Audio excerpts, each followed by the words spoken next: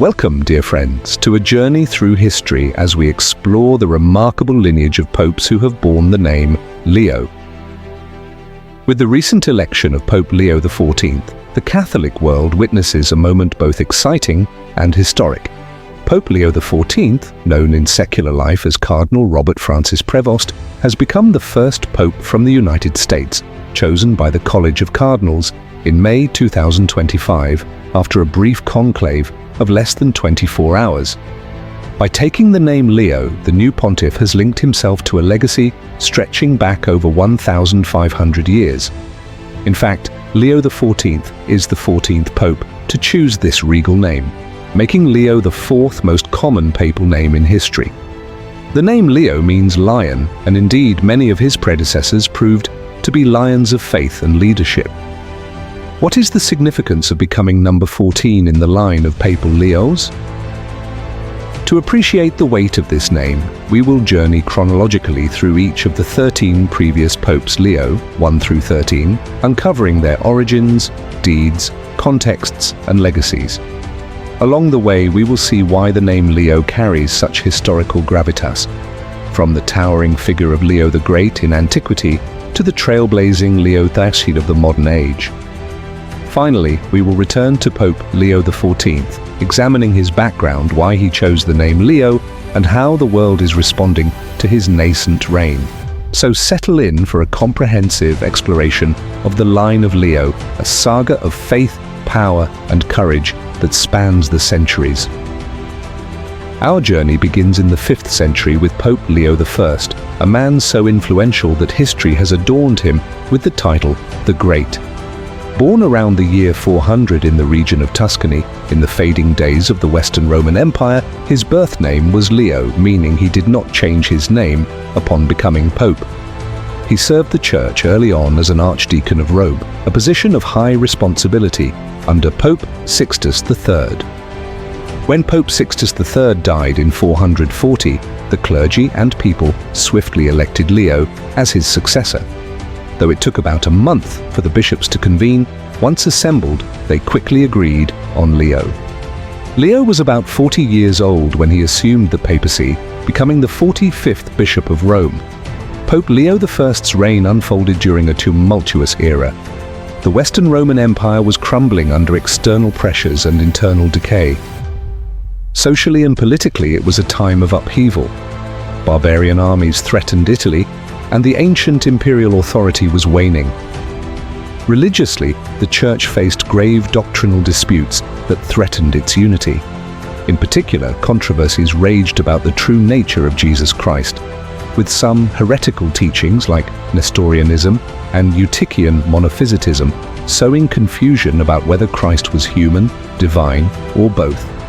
Leo I rose to the challenge on all these fronts. Pope Leo I is best remembered for his courageous leadership and doctrinal brilliance.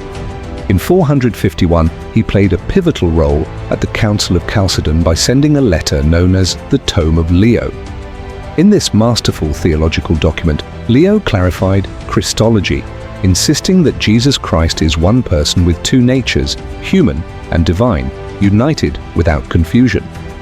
The bishops at Chalcedon, upon hearing Leo's teaching, famously exclaimed, "Peter has spoken through Leo," affirming it as the authoritative doctrine of the Church. This intervention saved the Church from schism over Christ's identity and earned Leo renown as one of the first great papal theologians. He also affirmed the doctrine of original sin affecting human nature, opposing the Pelagian heresy, and took steps to bar heretics from communion, thereby defending Orthodox faith. Leo's firmness in doctrine was matched by bold action on the world stage.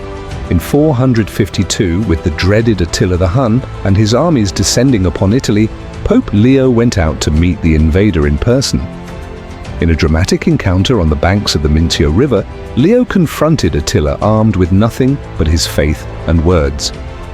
According to tradition, Leo's eloquence, and perhaps a miraculous vision of saints flanking him, persuaded Attila to turn back and spare the city of Rome.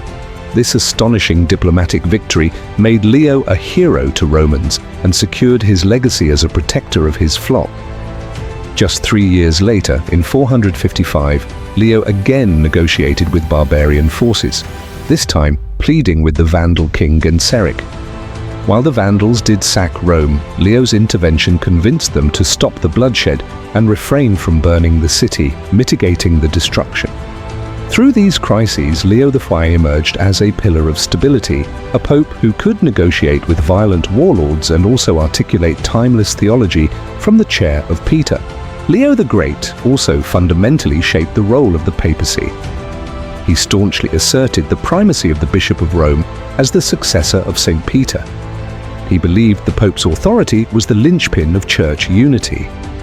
In his sermons and letters, Leo emphasized that Peter continued to speak and act through each pope, an idea powerfully illustrated at Chalcedon. By both doctrine and deed, Leo strengthened the papacy's standing as the supreme authority in the Western Church. He was tireless in pastoral care as well, organizing relief for the poor and encouraging works of charity as essential Christian duties. Many of his sermons and letters survive to this day, vivid windows into a shepherd tending his flock amid peril. In the 5th century, heraldry as we know it did not yet exist, so Pope Leo I had no personal coat of arms or motto recorded. Instead, his symbol is the legacy of his actions. Artists through the ages have often depicted Leo with imagery of a lion, a play on his name, or showing him meeting Attila with saintly figures looming behind, visual metaphors of his courage and divine support. If Leo had a motto, one might imagine it to be "Peter has spoken through Leo," echoing the acclaim at Chalcedon, encapsulating his vision of the papal office. During his lifetime, Pope Leo I was widely respected and even revered. The faithful saw him as a defender of Rome and the faith, truly a papa, father, in both spiritual and civic senses. After his death, his reputation only grew. He was canonized as a saint, and later generations have upheld him as one of only 2 popes in history honored with the title the Great. Catholics to this day esteem St. Leo the Great for his sanctity, and even Eastern Orthodox Christians, despite the later schism, recognize his importance, though some of his assertions of papal authority would become a point of contention. Secular historians too admire Leo I for his leadership at a time when the Roman world desperately needed strong figures. He is remembered as the quintessential warrior pope, not by sword, but by words and faith. As one modern summary puts it, he was a successful political leader, most famously talking Attila the Hun out of sacking Rome, and also one of the first church scholars writing an influential tome on how Jesus was both human and divine. In short, Leo I left an indelible impact. He solidified doctrine, saved his city, and set the papacy on a course as the prime defender of Christendom in the West. Leo I shepherded the Church for 21 years, from 29th September 440 until 10th November 461, a lengthy reign for that era. He died in 461, about 61 years of age, likely of natural causes. The specific cause of death is not recorded, but given the times, perhaps illness, or simply the toll of age. His death was deeply mourned by the people of Rome, who knew how much worse their city's fate might have been without their brave pope. Leo was buried initially in his own monument, but centuries later his relics were moved to St. Peter's Basilica and placed in a tomb alongside the next 3 popes, Leo, a fitting honor for the first of the Leos, whose name would echo through history as a standard of greatness. One famous legend recounts that when Leo met Attila, the pagan warlord beheld a vision of St. Peter and St. Paul standing behind the Pope, wielding flaming swords. This spectral threat terrified Attila into withdrawal, suggesting that Leo's courage summoned divine intervention. Whether legend or truth, the story symbolically affirms how Leo the Great was seen as protected by heaven in his mission. Another anecdote speaks to his moral clarity. He purportedly once hid a small sword under his robes when parleying with Attila, dramatically revealing it to underscore that he would defend his people if needed. Though unconfirmed, this tale, like the more accepted vision story, illustrates the aura of boldness and shrewdness that surrounds Leo in historical memory. All these elements, fact and myth, combine to paint Pope Leo I as a larger-than-life figure, truly the lion of his age.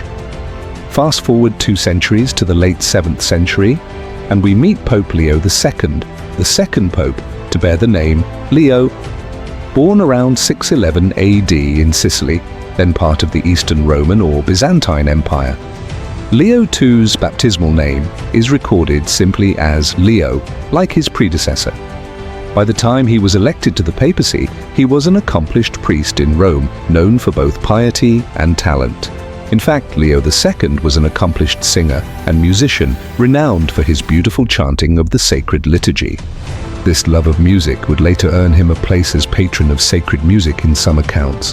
Before becoming pope, Leo likely served as a cardinal priest. The records suggest he was a priest of the Church of St. Susanna in Rome, and possibly a Benedictine monk.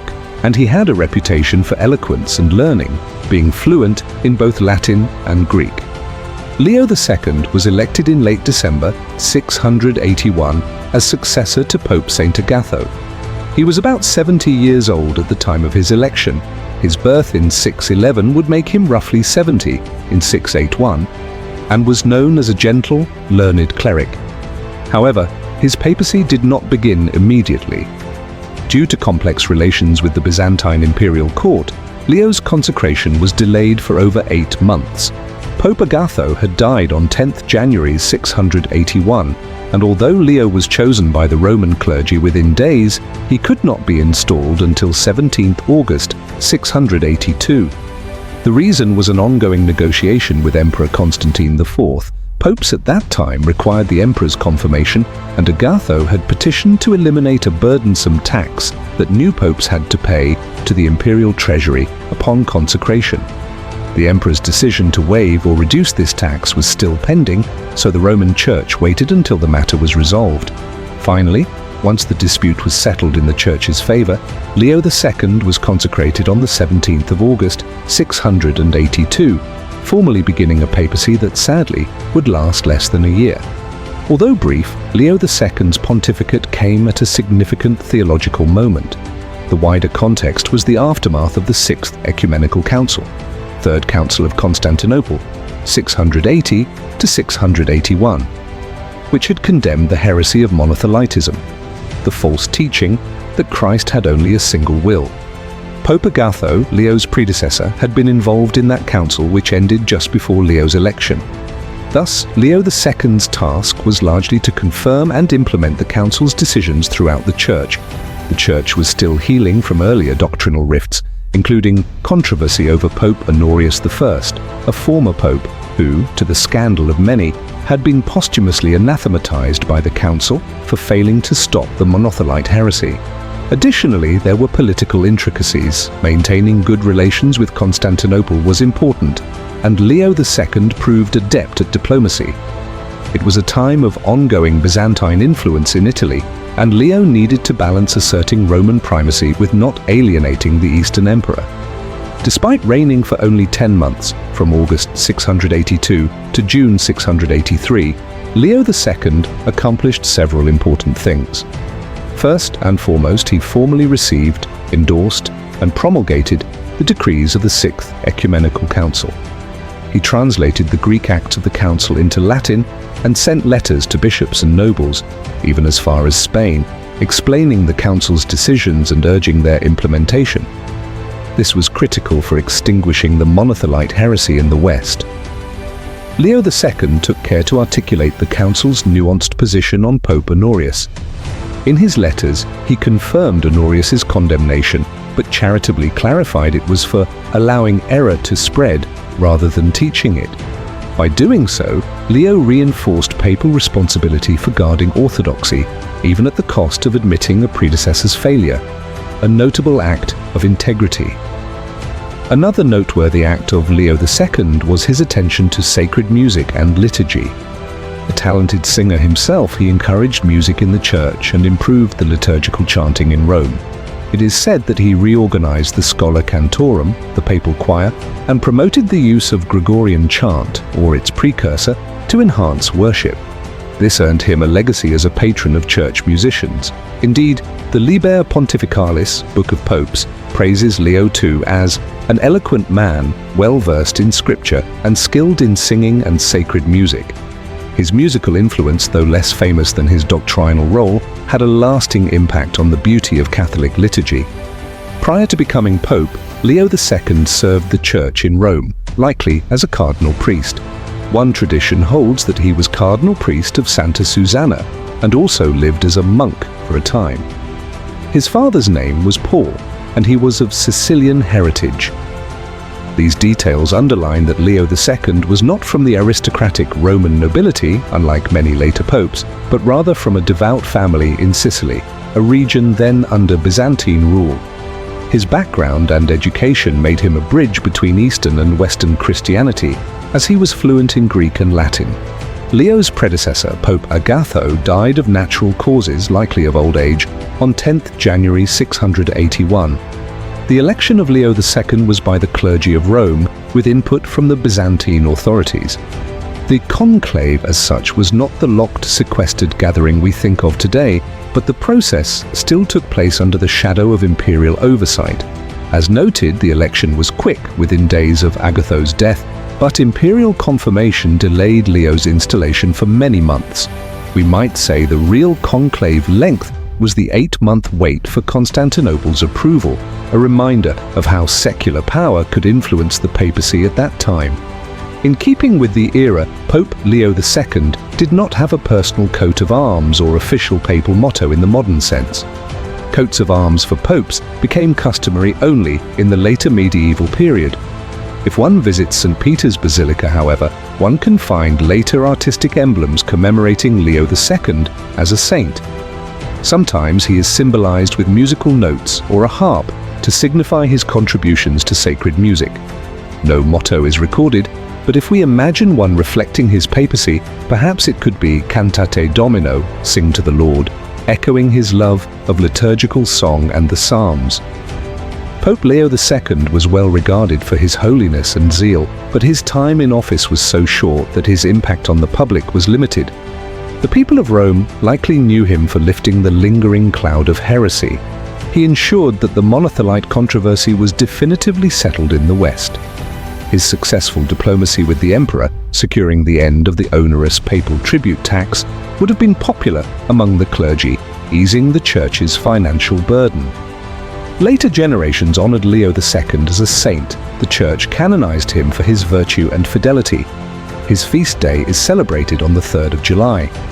In the wider historical view, Leo II might not be as famous as Leo I, but scholars note that he was key in transmitting the decisions of a crucial council to the Latin world.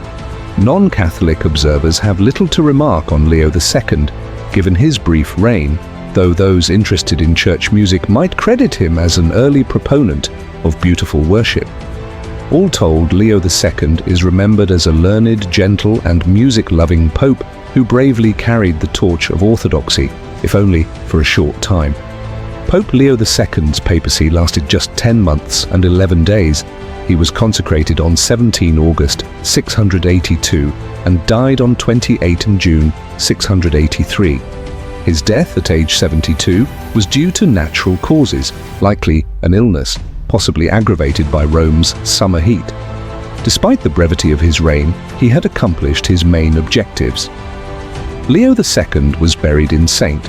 Peter's, and as later popes with the name Leo died, his remains would eventually join those of Leo I at 30 and 4 in a combined tomb for the first 4 Leos. This resting place is a quiet testament to the continuity of the Leo legacy. One interesting facet of Leo II's story is how he dealt with the memory of Pope Honorius I. Honorius had been condemned by the recent council for failing to stop heresy. Leo II, upon ratifying that condemnation, worded it carefully. He stated Honorius was guilty of permitting the Immaculate Faith to be subverted, not of teaching heresy himself. This nuance helped maintain respect for the papal office while affirming that popes must not be negligent. It showed Leo II's wisdom and honesty.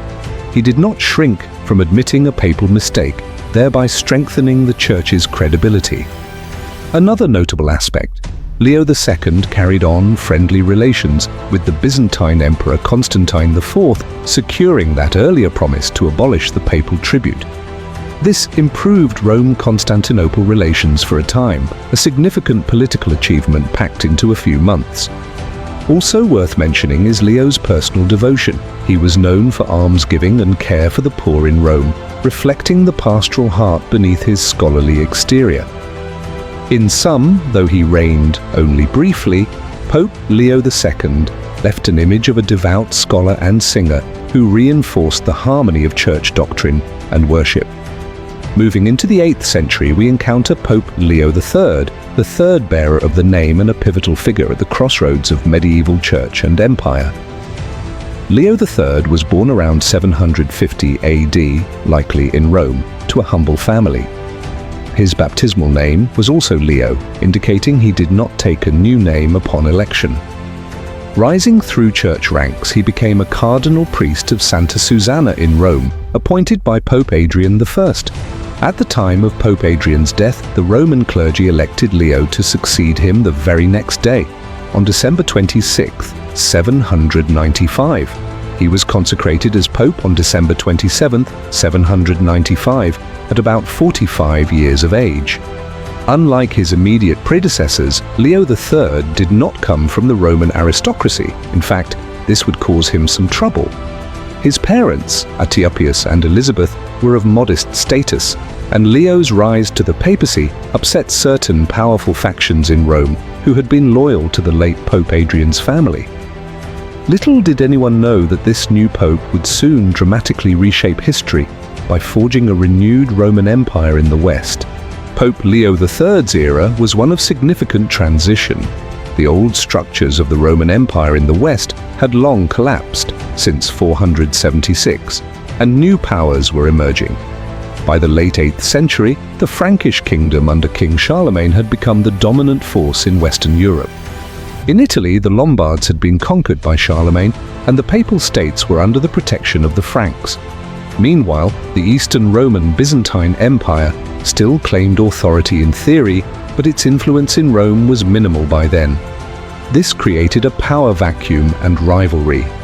Who held sway over Rome and the West? The distant emperor in Constantinople or the Frankish king in the north? Pope Leo III stepped into this milieu, needing to secure his own position and the independence of the papacy. Religiously, the Church was recovering unity after the iconoclast controversies over the veneration of images, and relations with the Eastern Church were delicate but intact for now. Leo III's pontificate is most famous for one earth-shaking event. On Christmas Day, in the year 800, during Mass at St. Peter's, Pope Leo III crowned Charlemagne as Emperor of the Romans. This single act revived the title of Roman Emperor in the West after over 3 centuries and laid the foundation for what became known as the Holy Roman Empire. The coronation had enormous significance. By placing a crown on Charlemagne, Leo III asserted that only the Pope could confer the imperial crown, thus establishing a precedent of papal supremacy over imperial dignity. As one account notes, in this choice to crown Charlemagne, Leo set a legal precedent that the pontiff was the only individual with authority to crown Western emperors. This alliance between papacy and Frankish monarchy dramatically shifted the political landscape. It also antagonized the Byzantine Empire, which saw itself as the rightful Roman Empire. Leo's act permanently widened the divide between East and West, contributing in time to the estrangement that led to the Great Schism centuries later. Nonetheless, in Western Christendom, the coronation of 800 AD is seen as a turning point, the birth of a new empire and Christendom's medieval order, with the Pope as the spiritual overlord and the Frankish king as the secular protector. Leo III's road to that triumph was anything but smooth. Early in his papacy, supporters of the late Pope Adrian, who were of a noble Roman family, plotted violently against Leo. They resented that a man of humble origin held the papal throne. On April 25, 799, during a religious procession in Rome, a gang attacked Pope Leo III in an attempt to blind him and cut out his tongue, the idea being that a maimed man could not serve as pope. Leo was beaten and left for dead. Miraculously, he survived this assault.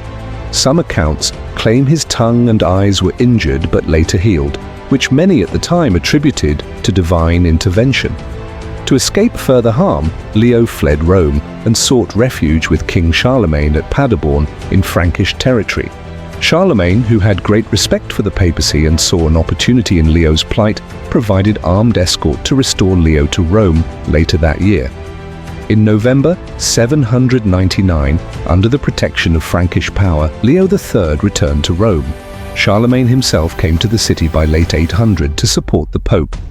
To settle matters, Charlemagne held a council in Rome where Leo's enemies were tried and punished. The conspirators were arrested and deported by Charlemagne's commissioners.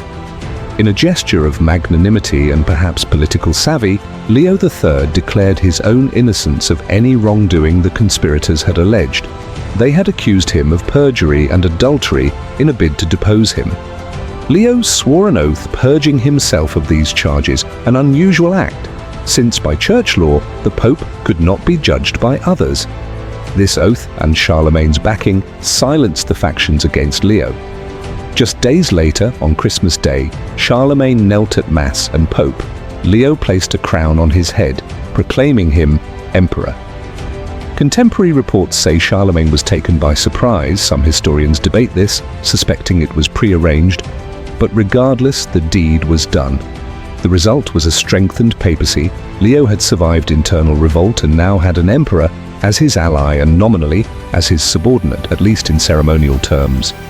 It was a diplomatic masterstroke. Leo III tied the Frankish royal line to the church, ensuring protection, while also subtly asserting that the crown is given by the church.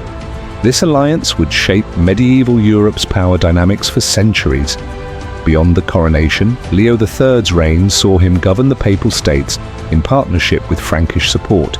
He issued various decrees and invested bishops, generally aligning with Charlemagne's reform program for the Church. For instance, he worked on uniformity of liturgical practices and moral discipline among the clergy. When Charlemagne took an interest in improving education and church life, the Carolingian Renaissance, Leo cooperated, sending Roman chant teachers to the Frankish kingdom and endorsing the collection of canon law. One interesting policy: Leo III was faced with raids by Muslim pirates on the Mediterranean coasts, Saracen raids. In response, he committed the defense of Corsica to Charlemagne in return for Frankish naval protection, an example of the Pope delegating to the emperor the role of defender. Also, Leo rebuilt parts of Rome and endowed churches. Notably, he had to repair the damage from the earlier Lombard Wars and the assault on himself. He endowed the Schola Anglorum, the residence for English pilgrims in Rome, after it had burned, and according to some sources, he may have contributed to embellishing the city's churches. Prior to becoming Pope, Leo III had been a respected servant of the Church, but not of the aristocratic faction. Pope Adrian I had elevated him to cardinal priest of St. Susanna, recognizing Leo's abilities despite his humble background. He also served as vestiarius, keeper of the papal treasury and vestments, indicating trust and administrative skill. This outsider position meant he had no powerful family to shield him, which partly explains why Adrian's kin dared to attack him. Leo's experience as a skilled manager and priest, however, made him an effective pope once the Frankish muscle secured his position. Leo's predecessor, Pope Adrian I, had reigned for 23 years and died on 25 December 795 at around age 95. Adrian died of natural causes, likely due to age. The election of Leo III was exceptionally swift, held one day after Adrian's death. This immediate choice suggests Leo was highly regarded by the clergy, and perhaps that Charlemagne's envoys present in Rome quietly approved of him. The speedy conclave prevented any meddling from external powers like Byzantium. However, the ousted Roman nobles clearly begrudged not having one of their own on the throne, leading to the conspiracy against Leo not long after. As a pope of the early medieval period, Leo III did not have a personal heraldic coat of arms in the way later popes did. Retrospectively, some displays in Rome show him with a coat of arms, often these are later inventions. One such coat attributed to Leo III shows a field with various symbols, but it's not contemporary. Likewise, he had no motto in the modern sense. If we were to assign one, a fitting motto could be Christus vincit, Christus regnat. Christ conquers, Christ reigns. Words sung at Charlemagne's coronation, symbolizing the ideal that underpinned Leo's actions in crowning an emperor. In fact, one could say Leo's de facto motto was restore the Roman Christian Empire, not written in Latin on a banner, but written through his deeds. During his life, Leo III had mixed public fortunes. Within Rome, he faced significant opposition from certain nobles who questioned his legitimacy, hence the assault on him. However, after his restoration by Charlemagne, the common people of Rome seemed to have accepted and even celebrated him, especially given the grandeur of the imperial coronation. He was seen as Charlemagne's spiritual partner, which bolstered his status. Abroad, among the Franks, Leo was highly respected. Alcuin, Charlemagne's advisor, wrote approvingly of Leo's survival and return. The Catholic Church later canonized Leo III in 1673 by Pope Clement X, indicating that his personal holiness and contributions were ultimately valued. However, it must be admitted that his legacy is complicated.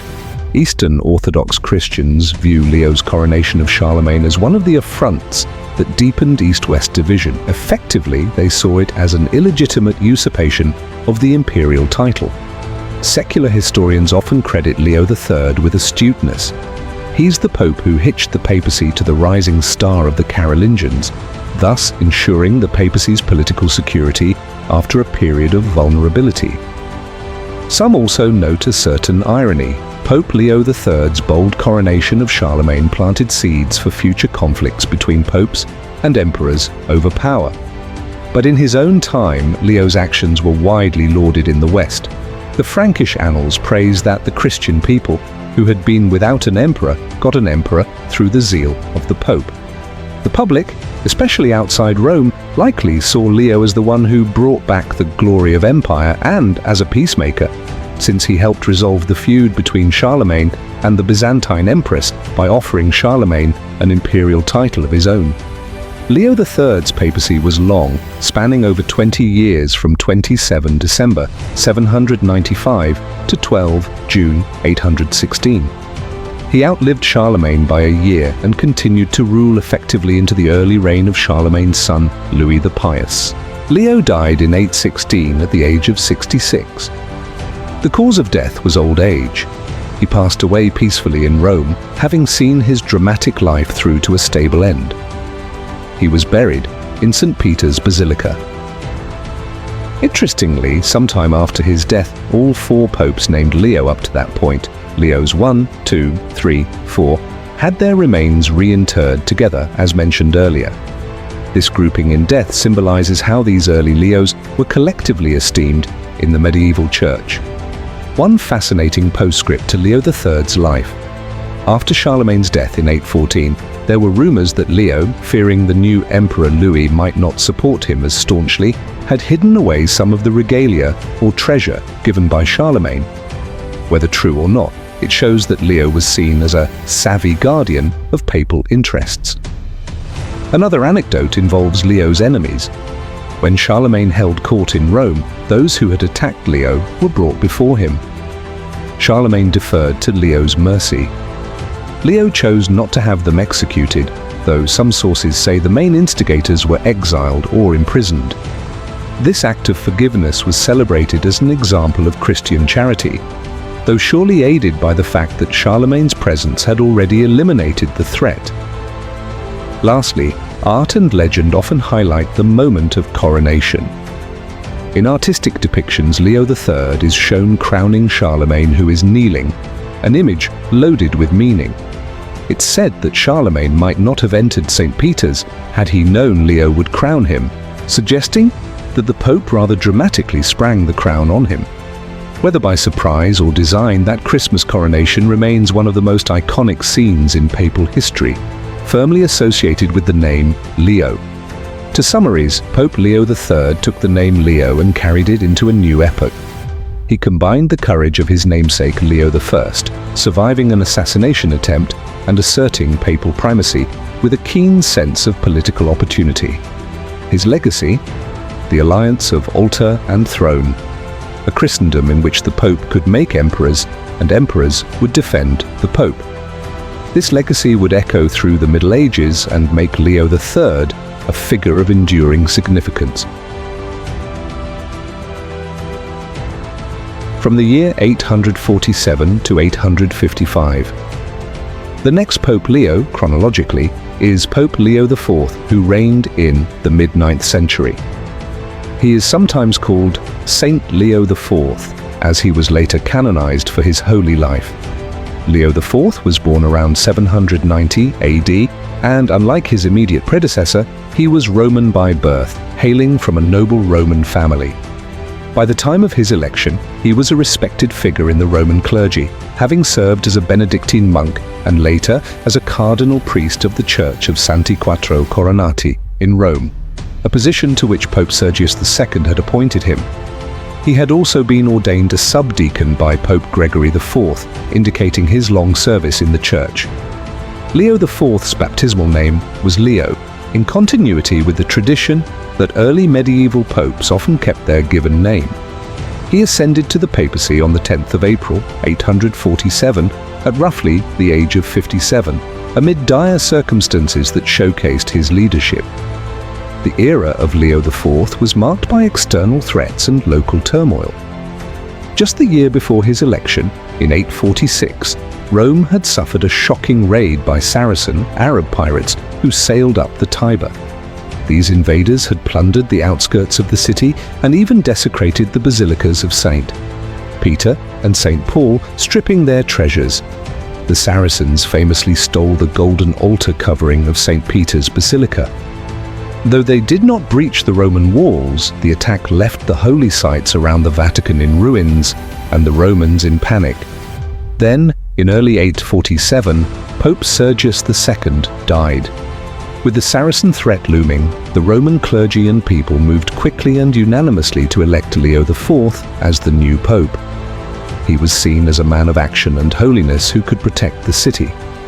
Indeed, one reason Leo's election was speedily carried out without opposition was the urgent need for a strong leader after the raid. They even bypassed the usual wait for imperial consent to consecrate him, given the emergency, a telling sign of how critical the moment was. Pope Leo IV rose magnificently to the occasion by becoming a fortifier and defender of Rome. One of his greatest achievements was the construction of the famous Leonine Wall around the Vatican Hill. He marshaled resources to enclose and protect the area on the right bank of the Tiber that included St. Peter's Basilica and surrounding neighborhoods. This wall, which gave its name to the Leonine city, was Rome's first new fortification in centuries and proved vital in future attacks. Completed by 852, the Leonine Wall turned the Vatican into a fortress, ensuring that never again could raiders so easily pillage St. Peter's tomb. Leo IV also repaired dozens of churches in Rome that had been damaged. Notably, he restored St. Peter's Basilica, replacing the stolen gold altar covering with a new, splendid gold and gem-studded one weighing 206 pounds. A tangible symbol that the glory of the shrine would not be dimmed by infidels. Likewise, he repaired the Basilica of St. Paul outside the walls and many others, rallying the faithful to rebuild what had been burnt or plundered. In addition to fortification and restoration, Pope Leo IV took the fight to the enemy. He was a key organizer of a Christian naval league among the Italian port cities. Under his encouragement, ships from Naples, Gaeta, and Amalfi allied with papal galleys. In 849, this fleet met the Saracen pirates in a decisive confrontation known as the Battle of Ostia, and achieved a resounding victory. According to accounts, Leo IV himself gave a general absolution to the Christian troops before battle and prayed fervently for their success. The Battle of Ostia became legendary, immortalized centuries later by Raphael's famous fresco in the Vatican, which shows Leo IV's anachronistically depicted as a Renaissance pope at Ostia, with a storm miraculously scattering the Saracen fleet. This victory broke the momentum of Saracen raids in central Italy and secured the coast for some time. It burnished Leo IV's reputation as the protector of Christendom's holy places. In effect, Leo IV saved Rome from the fate that befell other cities that were sacked. His walls and his rallying of forces meant Rome stood safe during his pontificate. Beyond warfare, Leo IV also made strides in church governance. He held a synod in 850 to discipline wayward clergy and to organize defenses. He worked to improve monastic discipline and reportedly was kind and charitable to the poor, even amid focusing on military matters. He even negotiated peace between warring Italian factions when not dealing with external enemies, acting as a peacemaker in local feuds. These efforts earned him esteem, and he is remembered as a saintly figure who combined prayer with action.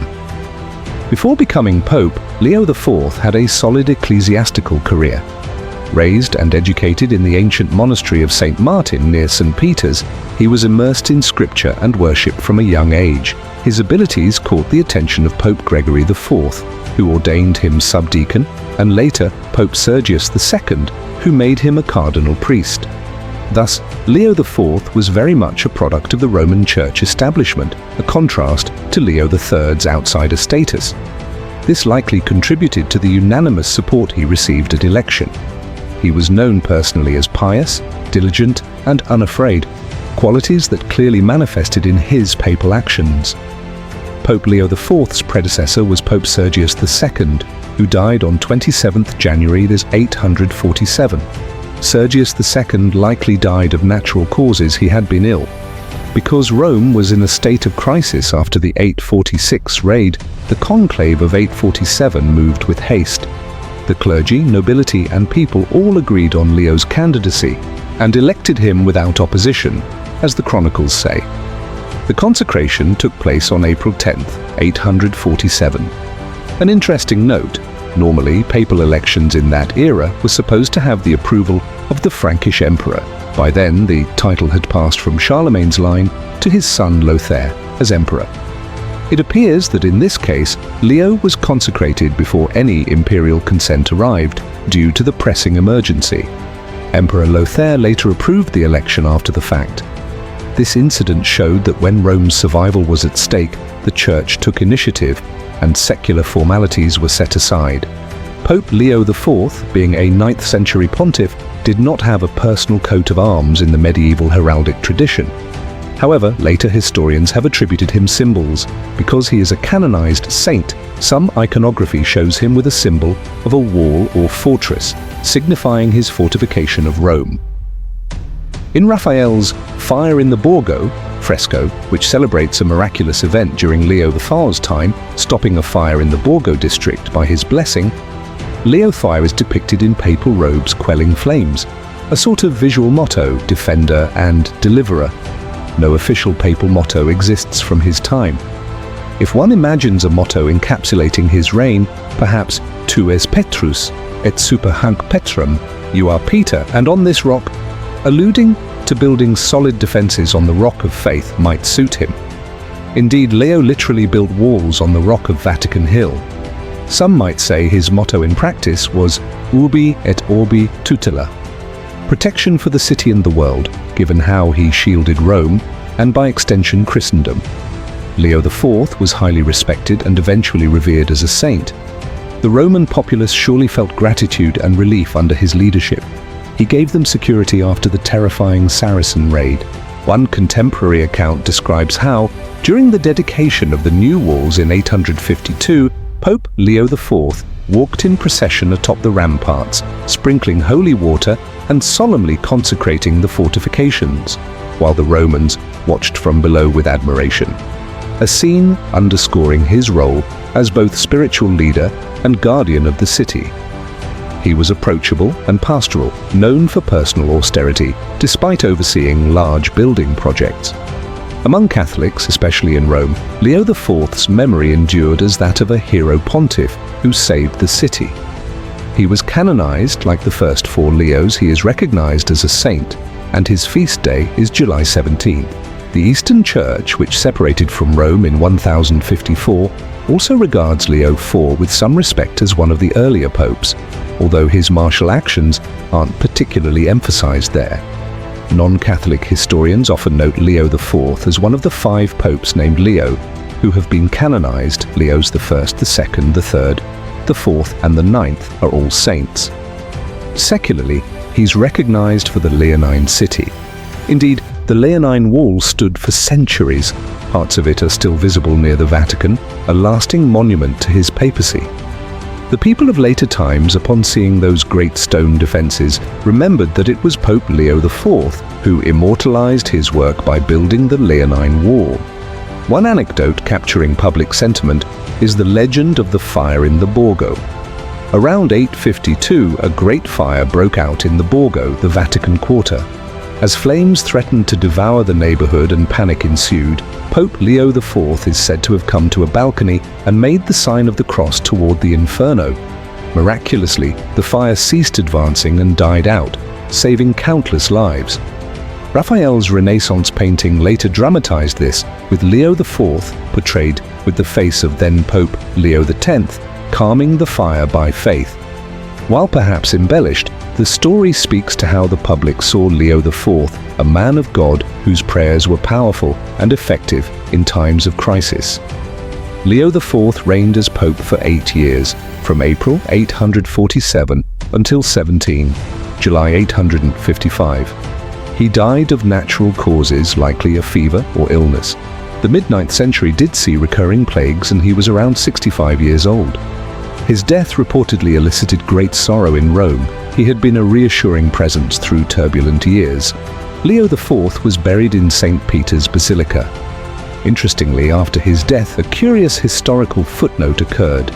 A woman, the legendary Pope Joan, was long rumored to have briefly assumed the papacy disguised as a man right after Leo IV.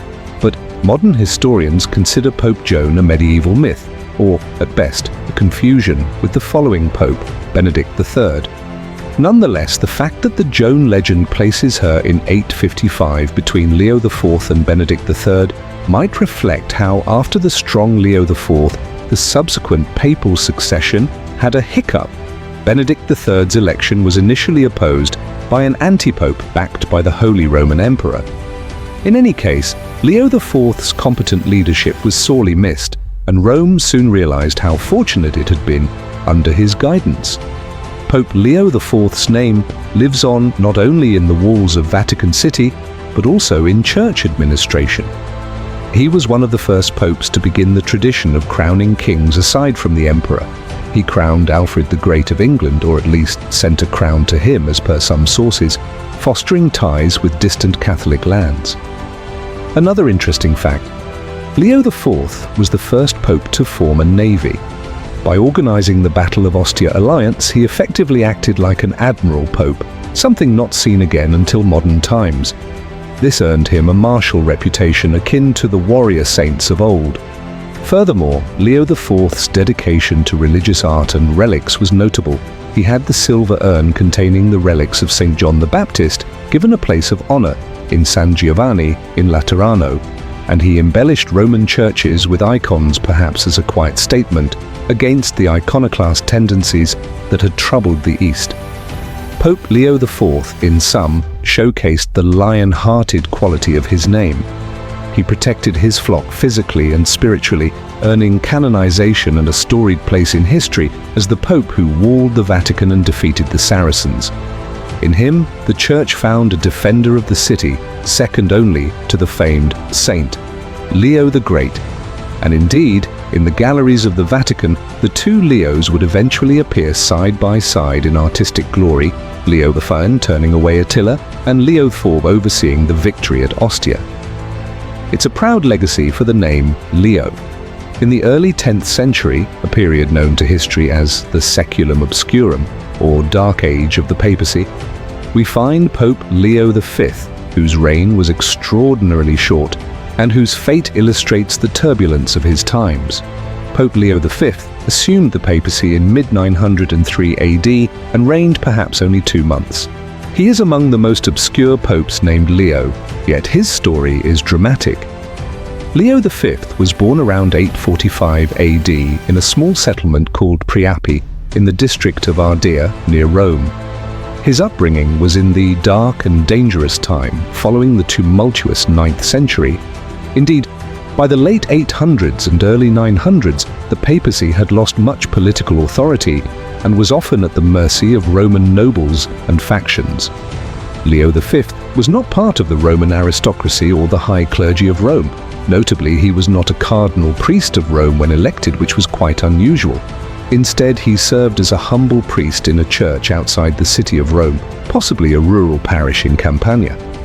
Leo's election as pope appears to have been a surprise and perhaps a compromise. In July 903, after the death of Pope Benedict IV, Leo V was chosen to succeed him. Accounts suggest he was known for personal holiness. A contemporary chronicler named Auxilius praised Leo V as a man of God who led a praiseworthy life of exemplary holiness. However, his lack of powerful backing made him vulnerable in a Rome rife with intrigue. Leo V took office likely around end of July 903, possibly on July 30th, 903, and was about 58 years old if born 845. The city he inherited was dominated by violent factions. One influential figure was Christopher, the cardinal priest of St. Damasus, who harbored ambitions for the papacy. This was the dawn of the 10th century pornocracy, a period where Roman nobility, and later the Theophylact family and Marozia, controlled the papacy. Leo V's election outside the usual clique suggests some attempt by reformers or a different faction to install a spiritual man as pope. But the lawlessness of the era posed immediate threats. The papal states were weak, and the papal throne changed hands rapidly. To give a sense, in the 2 decades around Leo V, popes came and went in rapid succession, often deposed or murdered. The challenge for Leo V was simply to survive and assert any authority amid anarchy. Given his extremely short pontificate, Leo V had virtually no time for great accomplishments. The historical record has preserved only one significant act of his papacy. He issued a papal bull exempting the canons of Bologna from certain taxes. This indicates he cared for the well-being of clergy and was attempting to exercise his office in church governance, even in small ways, from the very start. However, beyond this, Leo V's reign was swiftly cut off before he could do more. Auxilius, the chronicler, lamented that Pope Leo V manned the rudder of the Holy Roman Church a mere 30 days, implying that effective control lasted about a month. Some sources say he reigned about 2 months. In either case, his tenure was fleeting. Pope Leo V's predecessor, Pope Benedict IV, had died likely of natural causes, though the chaotic times always raised suspicions. Benedict IV had been a reasonably strong pope, but after his death, Rome fell into factional strife. The election of Leo V might have been a quick decision by those seeking a pious figure, but it immediately displeased a powerful deacon-turned-priest named Christopher.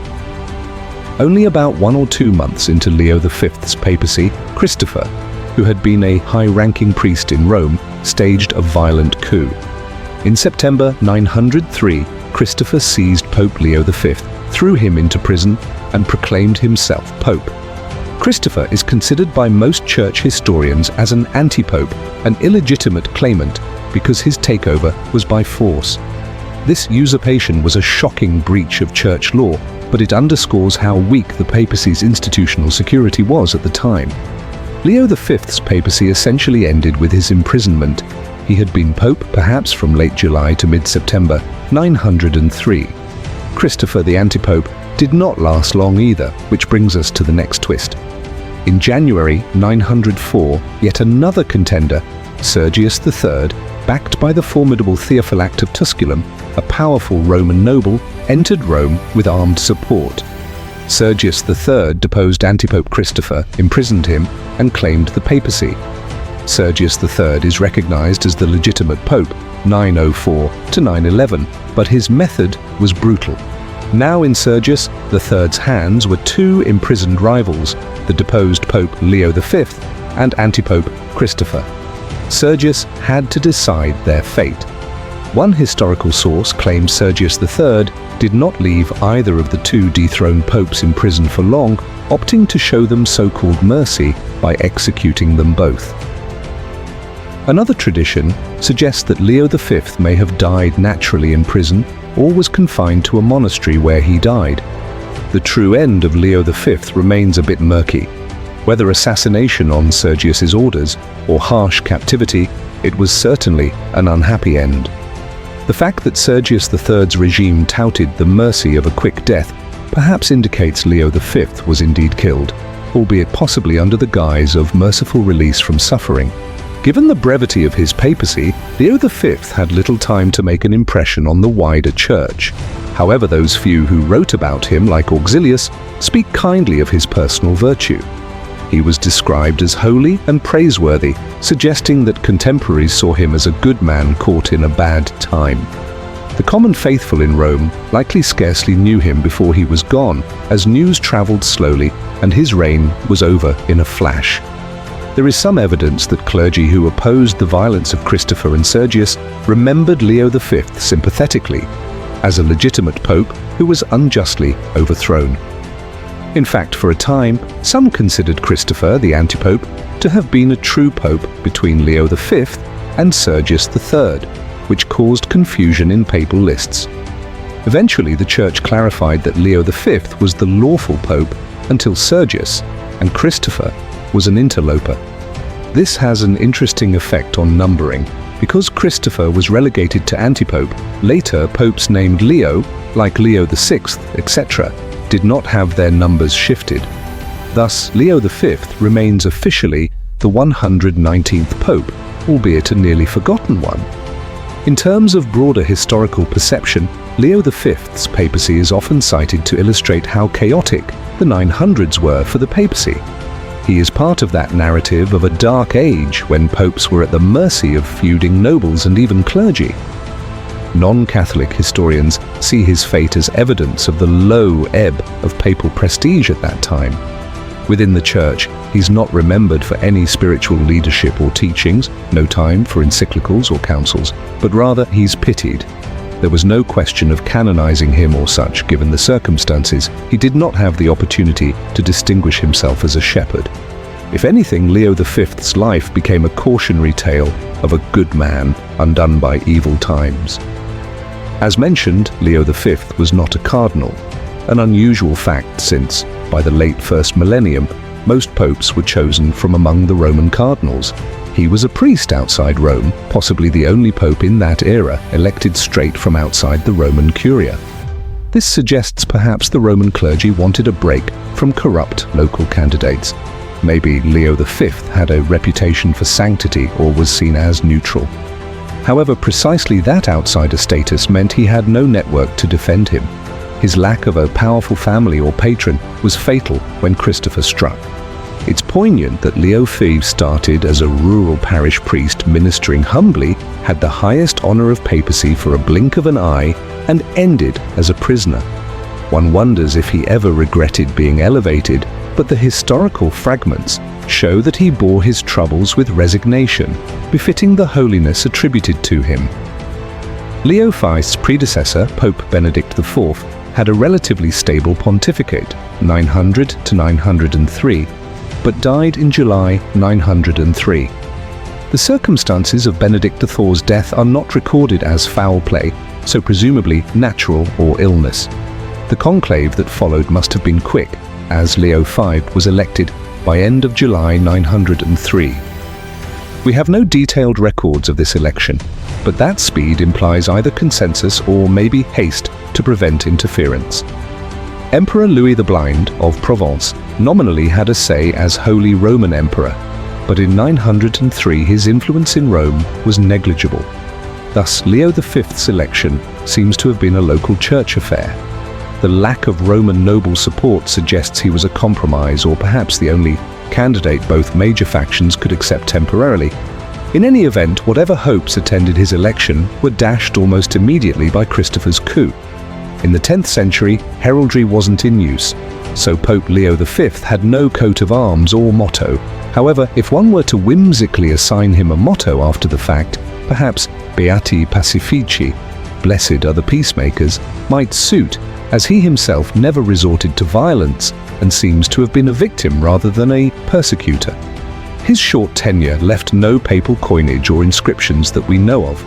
In lists of popes, he sometimes appears with a simple cross symbol next to his name and the brief note of his end. One could say his motto in practice was, In manus tuas, Domine. Into your hands, O Lord, I commend my spirit. For he had to entrust himself to God amid the treachery around him. Pope Leo V's papacy lasted around 30 to 60 days in the latter half of 903. That places him among the shortest reigning popes in history. His death date is uncertain. If executed by Sergius III, it likely occurred in early 904. If he died in monastic custody, it may have been a few years later. Most sources lean towards his death in 904, possibly by execution. Thus, cause of death very likely murder or, at best, harsh confinement leading to an early grave. It's a tragic end that he shares with some other popes of that dark era. Some records show that Leo V had been elevated to the rank of cardinal priest earlier in 898, perhaps by Pope Stephen VI, which contradicts the notion he was an unknown priest. If that is true, then he wasn't totally outside the Roman clerical circle. However, even if he had a cardinal's title, it was not one of prominence. Another notable fact is the enduring question of Christopher's legitimacy. For a long time, some papal catalogues listed Christopher as a true pope. Only in later, more critical histories were he relegated to antipope and Leo V's reign recognized in full. This matters because it affected the numbering of subsequent Leos and other papal names. For example, had Christopher been counted, the next pope, Leo might have been numbered differently. Fortunately for clarity, the Church confirmed Leo V's place as rightful pope until his deposition by force. Finally, an interesting remark from Auxilius, who defended Leo V's memory, calls Leo's reign rudderless for being so brief. Yet, Auxilius praises that in those few days Leo issued at least one just decree, the tax exemption bull. It implies that even in the chaos, Leo V tried to do something beneficial, showing a sense of duty even as the walls closed in around him. In the bleak narrative of 10th century Rome, that stands out as a small beam of light. Thus, Pope Leo V is a poignant figure, the good shepherd whose time was stolen. His papacy reminds us that the name Leo does not guarantee a long or triumphant reign. Sometimes it shines only briefly, a small beacon of faith amid darkness. Continuing through the turbulent 10th century, we encounter Pope Leo VI, who reigned in 928 to 929 AD. Like his namesake Leo V, Leo VI's papacy was exceedingly short, about 7 months, and he served largely under the shadow of powerful secular overlords. Pope Leo VI came to the throne during the Saeculum Obscurum, that dark age of the papacy, and his story is closely tied to the notorious Roman noblewoman Marozia and her family, who effectively controlled Rome at that time.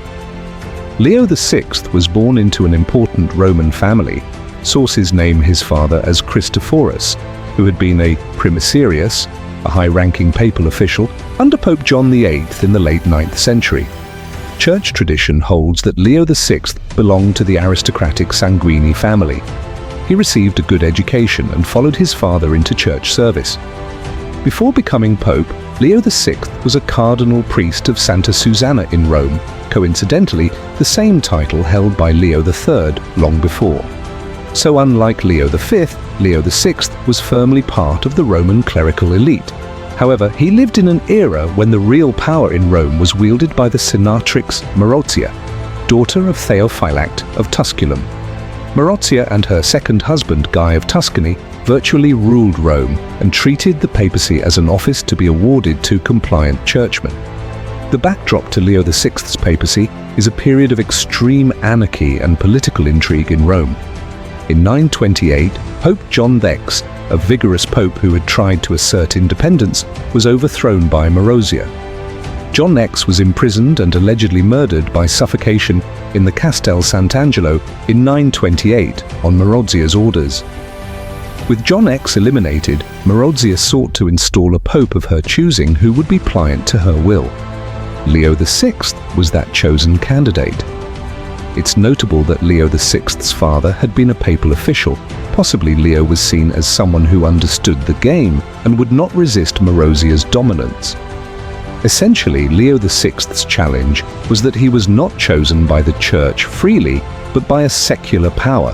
He was a puppet pope from the outset. There was no conclave in the proper sense. Rather, Marozia selected him and had him ordained as Bishop of Rome around June 928. At the time, Rome had just witnessed John X's gruesome end, so fear and factional violence abounded. Despite the ignominious circumstances of his elevation, Pope Leo VI did manage to carry out a few acts of governance, albeit within Marozia's constraints. One of his notable deeds was to affirm the decisions of the Synod of Split, Spalato in Dalmatia. This synod had addressed church organization in what is now Croatia, a province disputed between the Patriarchate of Constantinople and the Roman See.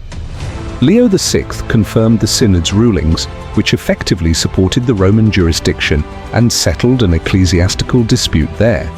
Continuing what Pope John X had begun, Leo VI also concluded an investigation into the Church of Dalmatia and appointed Archbishop John of Salona as head of that province. In doing so, Leo VI maintained continuity in church administration, implying he at least competently handled paperwork and correspondence.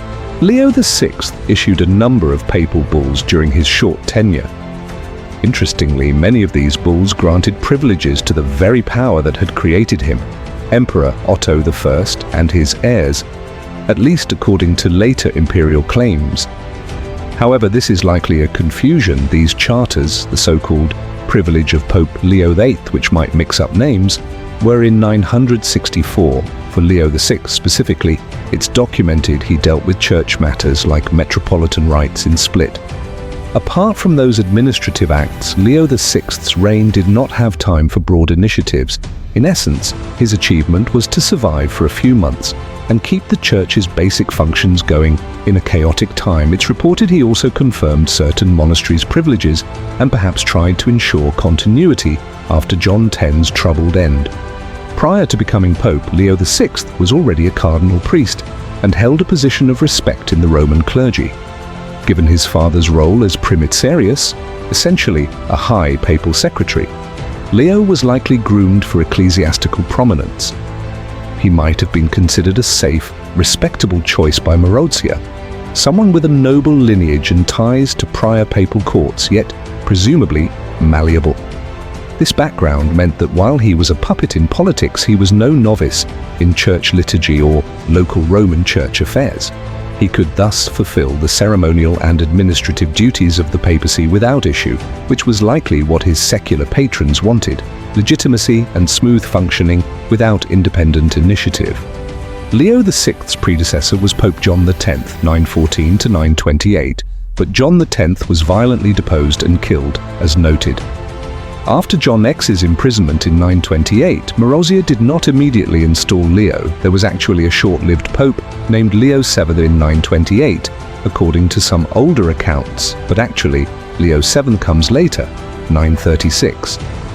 Instead, the historical sequence is John X, deposed in 928, then for several months no clear pope, possibly an antipope or empty see, then Leo VI was placed on the throne by Marozia's faction. So effectively, Leo VI is the successor of John X after an interregnum. No conclave in the traditional sense took place. Marozia simply had the Roman clergy acclaim Leo. None would dare oppose her, given she literally held the Pope prisoner and had him killed. Leo VI was consecrated in June 928 as the new Pope.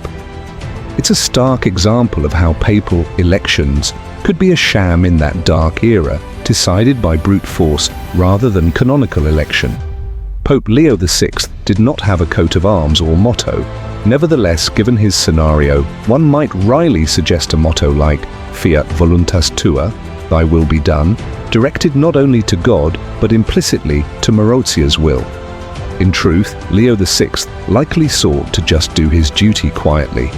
He left behind little in terms of personal legacy that would be symbolized by heraldry or motto. If anything, his personal crest would be overshadowed by the insignia of the House of Tusculum, the family controlling him. Contemporary public perception of Leo VI was probably minimal. He was seen as a caretaker pope and a puppet. The real focus of Romans was on the secular drama, Marozia's consolidation of power. Leo VI did not rock the boat, so to speak. For the ordinary faithful, masses continued, sacraments were administered. Leo VI would have been the name commemorated at Mass as Pope for a few months. There's no indication of any scandal attached to him personally. He probably had a reputation as a decent cleric.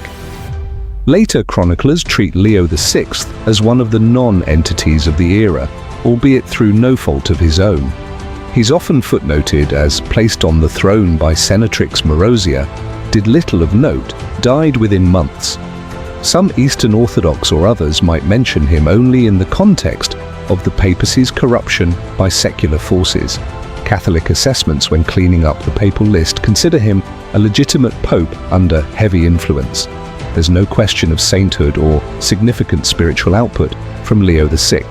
Indeed, historians describe the pontificate of Leo VI as enigmatic, happening in a dark and dangerous time, but relatively better documented than some others, meaning we at least know his parentage and that he wasn't of disreputable character. Leo VI served as pope from around June 928 until February 929, about 7 months in office. During that time, importantly, Marozia's regime executed Pope John X in prison in August 928, thus erasing the previous pope and removing any challenge. Leo VI's death in February 929 is described as occurring in office, likely due to illness or perhaps even foul play, though sources lean toward illness. Considering he had been a puppet, there's no obvious reason for Marozia to murder him. More likely, he died of natural causes, maybe the stress or an existing condition. At his death, Marozia simply moved on to appoint the next pope, Stephen VII, who likewise was short-lived, until 931. Leo VI was buried without fanfare. The chronicles mention his death with scant detail. Leo VI died and was succeeded by Stephen VII. This indicates how routine and unremarkable these quick successions had become in that era. Despite his short reign, one notable aspect of Leo VI's papacy is how it underscores the control of the powerful Roman noble family over the papal throne. Marozia, who installed him, famously went on to have her own son, by a reputed affair with Pope Sergius III years earlier, made Pope John XI in 931. Leo VI was thus part of the saga of the Tusculan domination. His submission to Marozia's will might ironically have prolonged his life a few months. One wonders if he feared the fate of John X and thus complied absolutely with his patrons. Another interesting tidbit, Leo VI is sometimes confused with another Pope Leo of that period in various records. There's some numerical confusion due to the rapid popes, but modern lists clearly identify him. A humanizing detail because he came from a noble family, Leo VI probably knew Marozia personally. It's entirely possible he had been one of her family's allies or clients, which is why she chose him. This shows how the papal selection had become entangled with familial alliances. It's also recorded that prior to papacy, Marozia had imprisoned and executed Pope John X's brother and key supporters, leaving the clergy cowed. Leo VI stepped into a papacy that had been stripped of freedom. It might be considered that Leo VI's most virtuous act was simply maintaining what normalcy he could in the church, despite being essentially under house arrest by secular lords.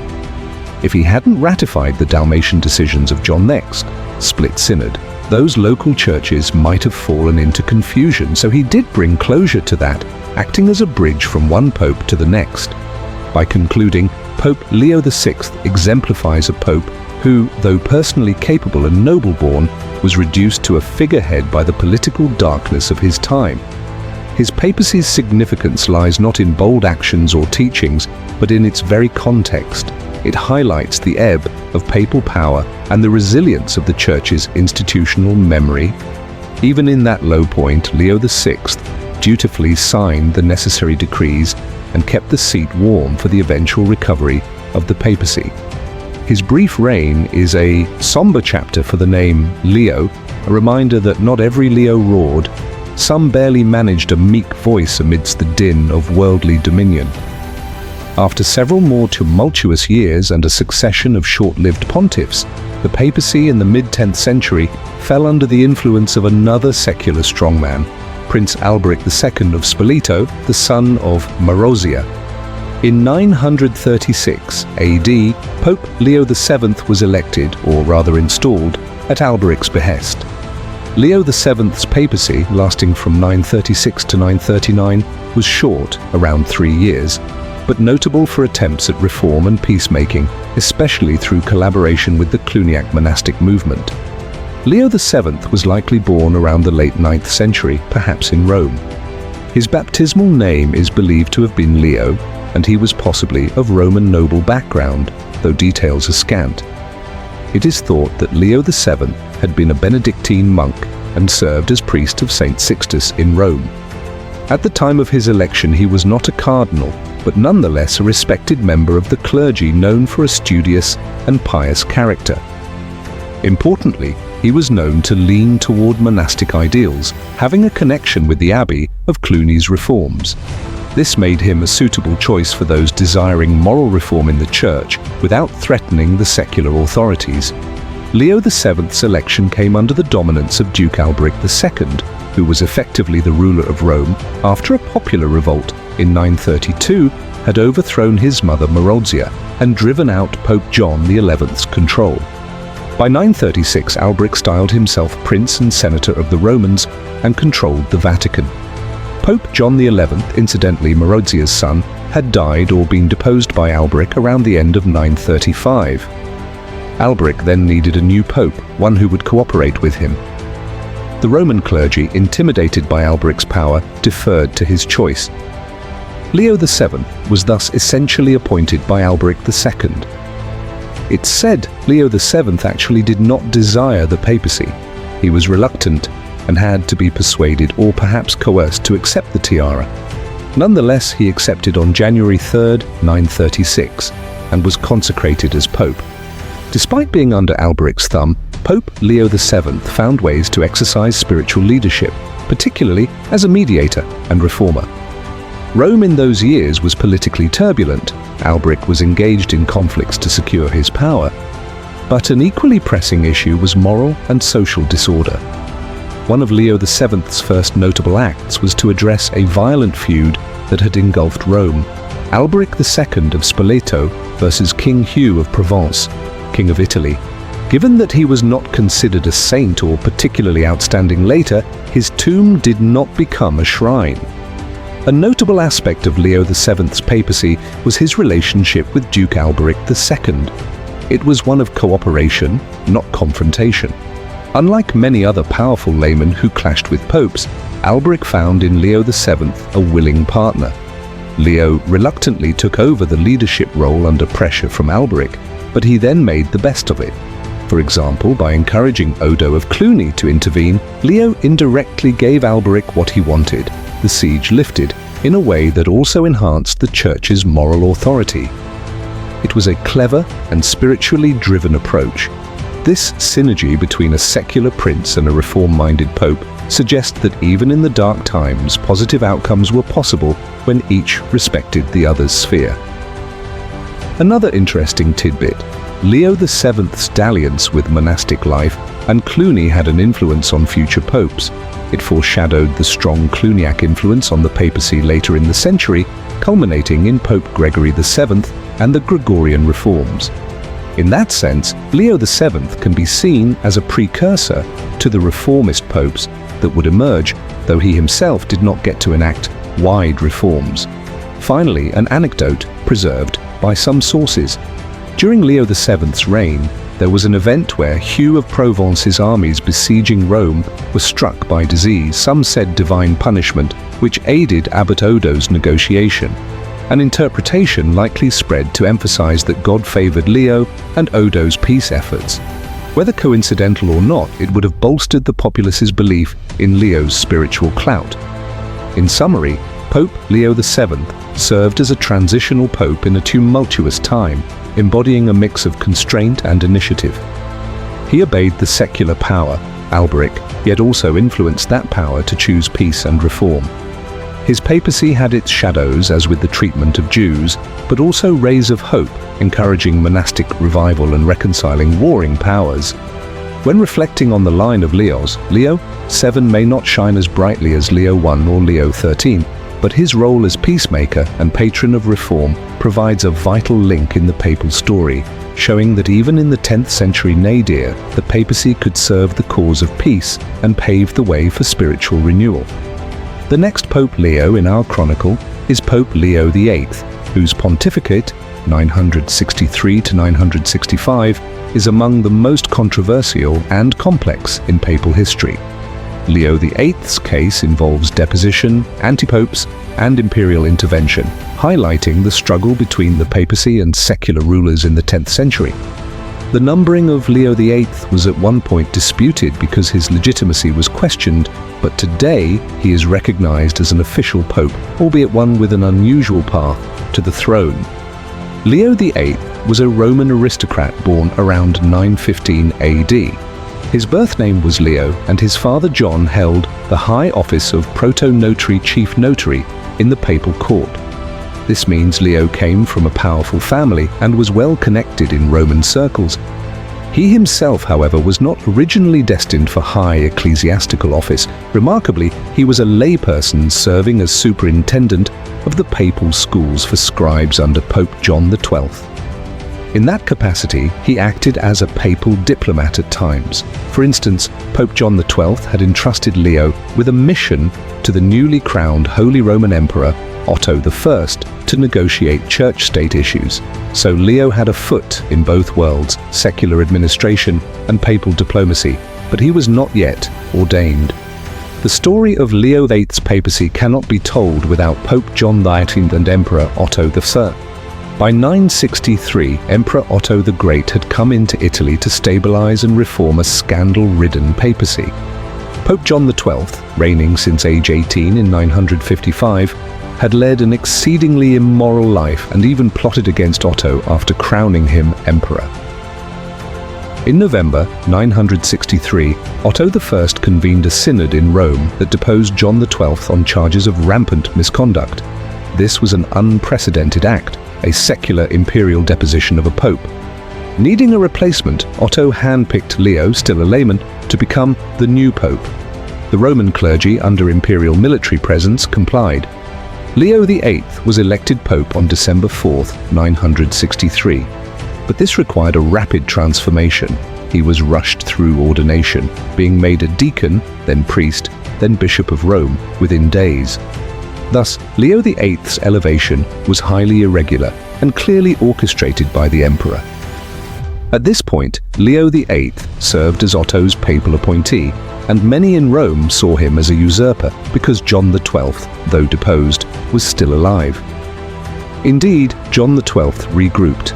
After Otto left Rome in January 964, John XII rallied supporters and retook Rome in February.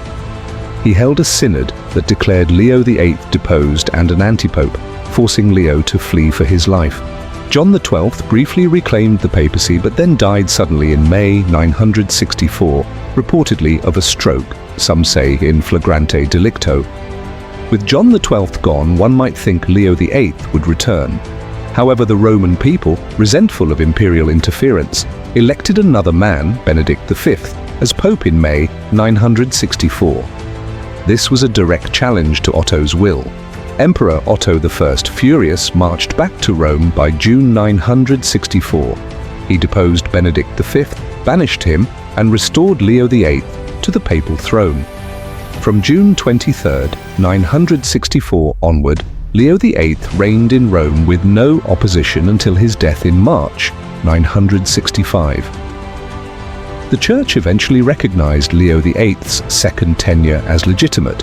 While considering his first installment in 963, to 964 as technically uncanonical, making him an antipope during that period. It's a nuanced situation. Essentially, Leo XIII was an antipope from December 963 to February 964, when John XII was still pope, then a pope from June 964 onward, after Benedict V was deposed. This compromise in historical reckoning allowed him to be counted as an official Pope Leo. During his contested time in office, Leo XIII issued significant documents granting Emperor Otto sweeping authority over the Church in the empire. Many of these acts were likely pressured or even drafted by Otto's advisors, but Leo's name is on them. Notably, Leo XIII granted privilege to Otto I and his successors to approve papal elections and to invest bishops in the empire. One bull allegedly gave Otto the right to nominate popes, bishops and Western emperors, and even, if the sources are to be believed, ceded all papal states' rights that earlier Frankish kings had granted the papacy, effectively surrendering secular control back to the empire. These concessions, known through later references, became a sticking point in church-state relations. Some historians suspect the more extreme of these grants may have been forgeries or exaggerations produced after Leo's time to bolster imperial claims. Nonetheless, the reign of Leo XIII is marked by an almost complete subordination of the papacy to imperial power.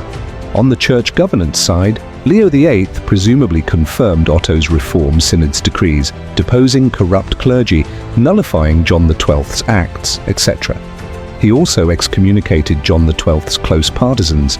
After returning in 964, he held a synod that deposed Benedict V formally and degraded him to deacon. Benedict was then taken to Hamburg, where he died in 965. Preceding Leo XIII were, in rapid order, John XII and the short-lived Benedict V. John XII's cause of death was, as mentioned, stroke or violence in May 964. The legend goes he died in bed with a married woman, either way, died unexpectedly. Benedict V, after deposition, died in exile in 965, likely of illness. Successor: Leo VIII was succeeded by Pope John III in 965, a candidate favored by both Emperor Otto and Prince Alberic's faction, signifying a compromise and some normalization after the chaos. In his day, Leo VIII was highly controversial. Many in Rome had initially seen him as a foreign-imposed antipope, and only imperial force kept him in place. After Benedict V's removal, Romans had to accept Leo, but reportedly they were sullen about it. The fact that Rome rebelled when Otto left shows Leo lacked local popularity.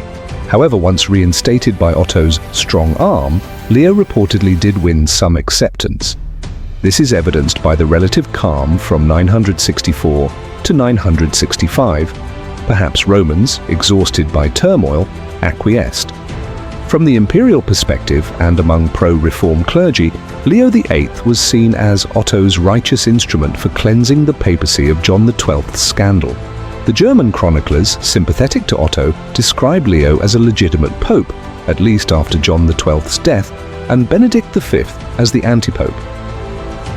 Eventually, the Church's official list favored Leo XIII and relegated Benedict V as Benedict V Pope or Antipope, a compromise that usually still counts Benedict in the papal list but acknowledges his contested status.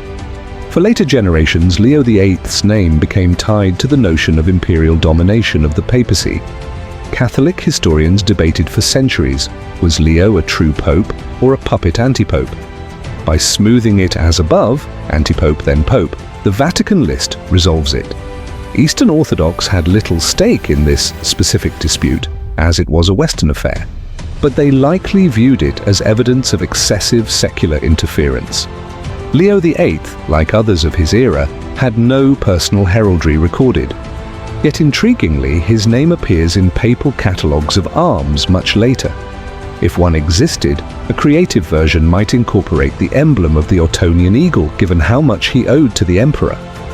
As a motto, one might say, per iusa regis, by the order of the king, cynically captures his position. Of course, officially he had no motto, but that phrase underscores his reliance on imperial command. Counting from his final restoration, Leo VIII's recognized papacy spanned about 8.5 months, June 964 to March 965. If including the contested first period, he was in the papal office for roughly 15 months total, December 963 to March 965 minus February to May gap. Leo VIII died on March 1st, 965 in Rome. He died of natural causes, no reports of foul play. He may have been around 50, a reasonable lifespan then. The Roman populace did not riot at his death. By then, Emperor Otto was present in Italy, smoothing succession. Leo VIII was buried in St. Peter's. The legality of Leo VIII's papacy was debated for centuries. Some canonists argued that since John XII was still alive when Leo was elected, Leo's first election was invalid. Then when John died and Romans chose Benedict V, that was the canonically valid pope. By that view, Leo would have been an anti-pope until he replaced Benedict V with imperial backing, raising the question, can an anti-pope turn into a legitimate pope? The resolution came by framing Benedict V as an unlawful usurper, the emperor, and the previous pope, John XII's deposition of him being considered void. This episode is nearly unique. Only a handful of men have been considered anti-popes and later legitimate popes. Leo VIII is one of them. Another arguably is Pope John XXIII of the Council of Constance in the 1410s, though that scenario is different. After regaining his seat, Leo VIII showed clemency to his rival Benedict V, likely at Otto's urging. Instead of ordering Benedict's execution, he confirmed the emperor's decision to exile Benedict and even restored Benedict to the rank of deacon so he wouldn't die completely disgraced. When Benedict died in 965, Leo reportedly had his remains respectfully returned to Rome for burial. This suggests that Leo VIII, beyond the politics, bore no personal animosity. He acted pragmatically. Additionally, Leo VIII's legacy includes being at the heart of one of the most complicated papal succession tangles. It left a cautionary tale. If a pope is deposed by secular power and an anti-pope installed, great confusion ensues. This directly influenced future protocols. Indeed, after these events, Emperor Otto I and Pope John XIII, Leo's successor, established an understanding that the emperor must approve the pope but won't impose a layman again. The spectre of Leo VIII made churchmen wary of lay interference and set the stage for later reforms, like the Ottonian privilege, which required imperial assent to papal elections but not unilateral appointment. In summary, Pope Leo VIII occupies a strange place in papal history, both anti-pope and pope, a creature of the emperor, but eventually accepted as legitimate. His papacy illustrates the low point of papal independence, a time when the name Leo did not denote a roaring lion of the church, but rather a tame lion in the emperor's menagerie. Nonetheless, once firmly installed, Leo VIII dutifully carried out his role until death. The Church, in the long run, counted him as the 132nd Pope, solidifying his place in the line of Leos, and by doing so, implicitly, acknowledged the Emperor's role in reforming a corrupt papacy, since John XIII truly had been scandalous. It's a chapter that emphasizes how the papacy, for all its spiritual authority, was sometimes buffeted by political gales, needing a few decades and strong secular allies to eventually regain moral leadership. Crossing into the mid-11th century, we come to Pope Leo IX, one of the most consequential popes named Leo, and indeed one of the most significant popes of the Middle Ages. Born Bruno von Egisheim-Dagsburg on June 21, 1002, he was a nobleman of Alsatian, German-French origin, related to the imperial Salian dynasty, a cousin of Emperor Conrad II. Before becoming pope, Bruno served as the Bishop of Toul, in Lorraine, for over 2 decades, 1026 to 1049, where he gained renown as a zealous reformer of clerical morals and a defender of church rights. At age 47, he was chosen as pope under extraordinary circumstances. In 1048, the papacy, plagued by corruption and scandal, was in need of reform. The reigning Holy Roman Emperor, Henry III, convened a council and nominated Bruno of Tours to be the new pope. Bruno agreed on one condition, that he would travel to Rome as a simple pilgrim and be elected freely by the clergy and people. This he did, walking into Rome barefoot as a sign of humility, and the Romans acclaimed him. He took the name Leo IX and began his pontificate on February 12, 1049. Pope Leo IX came to the throne with a clear mission to reform the Church. The early 11th century Church was troubled by widespread simony, buying of church offices, and clerical immorality, including disregard for celibacy. The papacy itself had only recently been liberated from the local Roman nobility's control by Henry III's intervention. Leo IX was thus the first of several reformist popes and is often called the first of the Great Reform popes. He favored what we call the Gregorian reform principles, though Gregory VII came later, especially traditional morality and discipline. Also, Christendom was on the cusp of a major East-West rift. Tensions with the Byzantine Church were high and would culminate in the Great Schism of 1054 during Leo's papacy. Politically, Leo's time saw the rising strength of the Normans in Italy and continuing entanglements with the Holy Roman Empire. Pope Leo IX energetically traveled across Europe, a rarity for medieval popes, to hold reform councils and tackle abuses. In his first year, 1049, he held a major synod at Easter in Rome that condemned simony and enforced clerical celibacy. He then journeyed north with Emperor Henry III, presiding over a great council at Reims in France, October 1049, where bishops were made to account for themselves and numerous simoniacal prelates were suspended or deposed.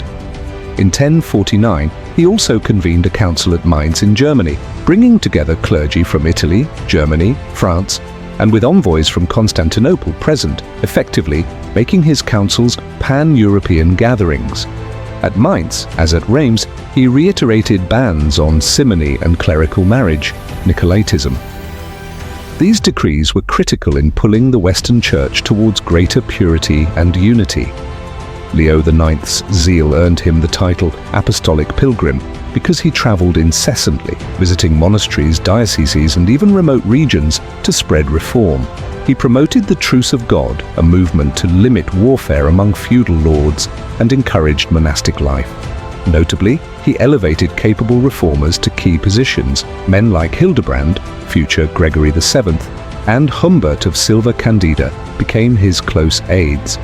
Another aspect of Leo's achievements was his attempt to strengthen and standardize church liturgy and doctrine.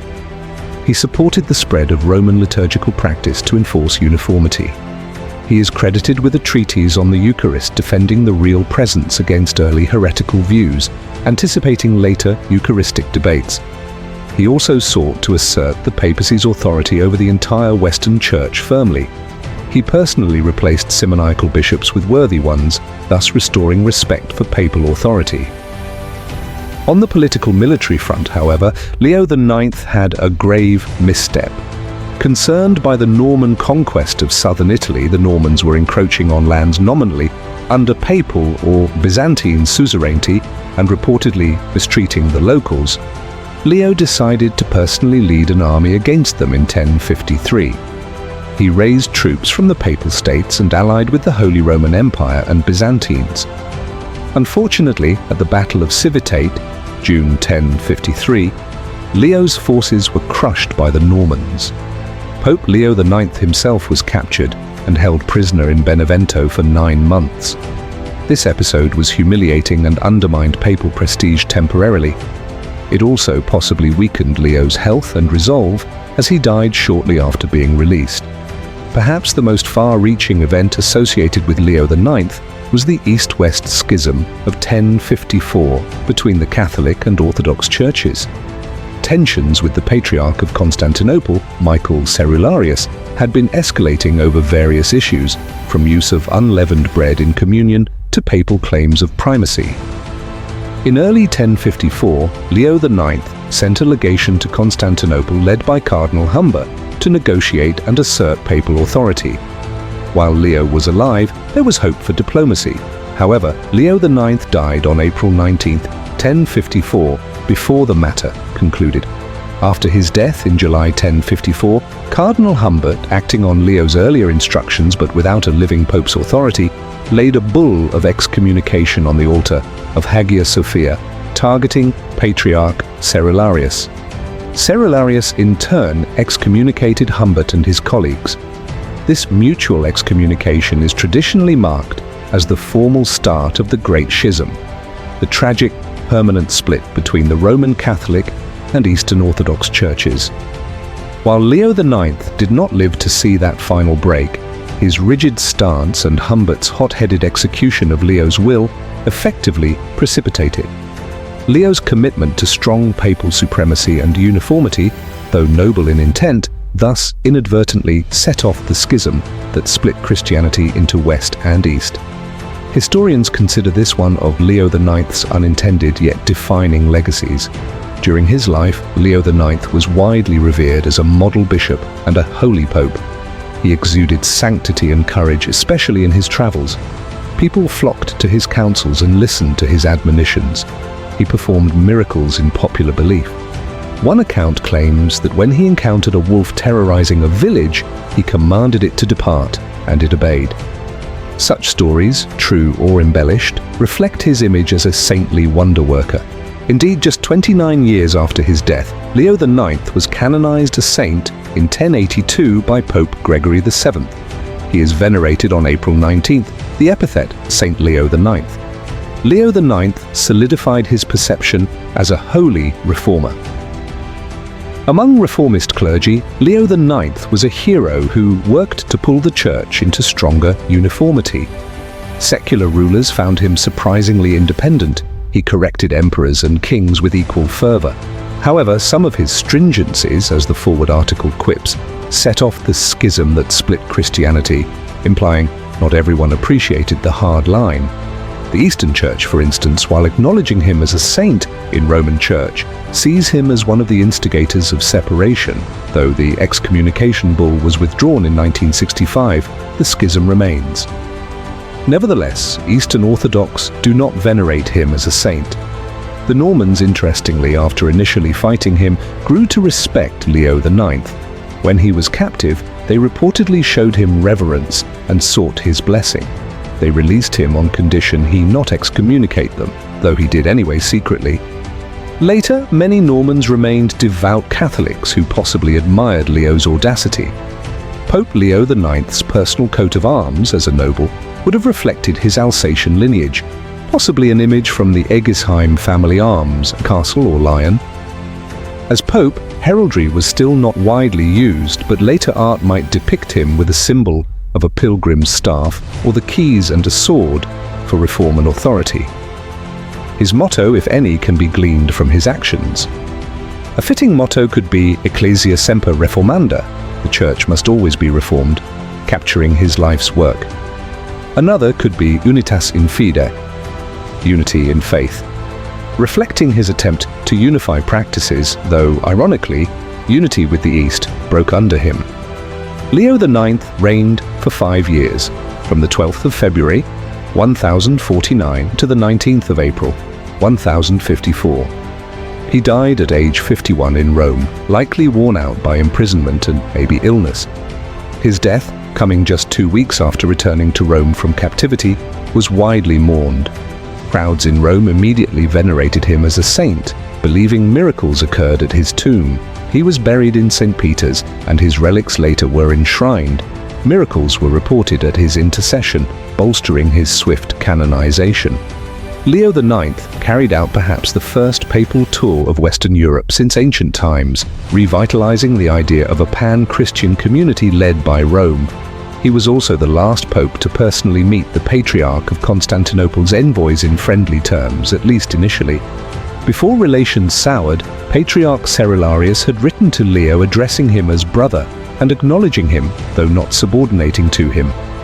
Had Leo lived, perhaps reconciliation could have been possible. Instead, after his death, there was no pope to moderate Humber, and the rest is history. Leo IX's pontificate also marks the beginning of the Gregorian Reform era. Many of his collaborators, Hildebrand, Gregory VII, Humbert, Frederick of Lorraine, later Stephen IX, became leaders in continuing the work. So he set the stage for the papacy's resurgence in moral authority and eventual conflicts with secular powers on the Church's freedom. In the line of Leos, Leo IX stands out as one of the greats, even though, ironically, he usually isn't given the title the Great. He was a saint, a reformer, and a pivotal historical figure. As one summary puts it, Leo IX is considered one of the most historically significant popes of the Middle Ages. He was instrumental in precipitating the Great Schism of 1054, and he favored traditional morality in reforming the Church. These twin aspects, one lamentable, the schism, and one laudable, the reform, define his legacy. Catholics honor him as saint. Leo IX, a champion of church purity and papal primacy, whose zeal has had an enduring influence on how the Church understands clerical holiness and central governance. Our journey now leaps into the vibrant yet troubled era of the Renaissance Church with Pope Leo VI. Born Giovanni di Lorenzo de' Medici on December 11, 1475, he was a scion of the illustrious Medici family of Florence, the second son of Lorenzo de' Medici, Lorenzo the Magnificent. Giovanni was groomed for high ecclesiastical office from boyhood. In fact, he was made a cardinal at the astonishing age of 13 in 1489 by Pope Innocent VIII, though he had to wait until 1492 to assume the office officially due to his youth. Giovanni was a true Renaissance prince, educated in humanism, a patron of arts and learning, sophisticated and worldly. Before becoming pope, he had never been ordained a priest until shortly before his papal election, though as cardinal he administrated dioceses and undertook diplomatic missions. He loved theatre, music, and lavish ceremonies, hallmarks of his era's elite culture. Pope Leo X was elected on March 11, 1513 at the age of 37, succeeding the warrior Pope Julius II. His election conclave lasted about a week amid factional dealings, and the brilliant, cultured Giovanni de' Medici was a popular choice to bring a more refined, peaceable tone after Julius's militarism.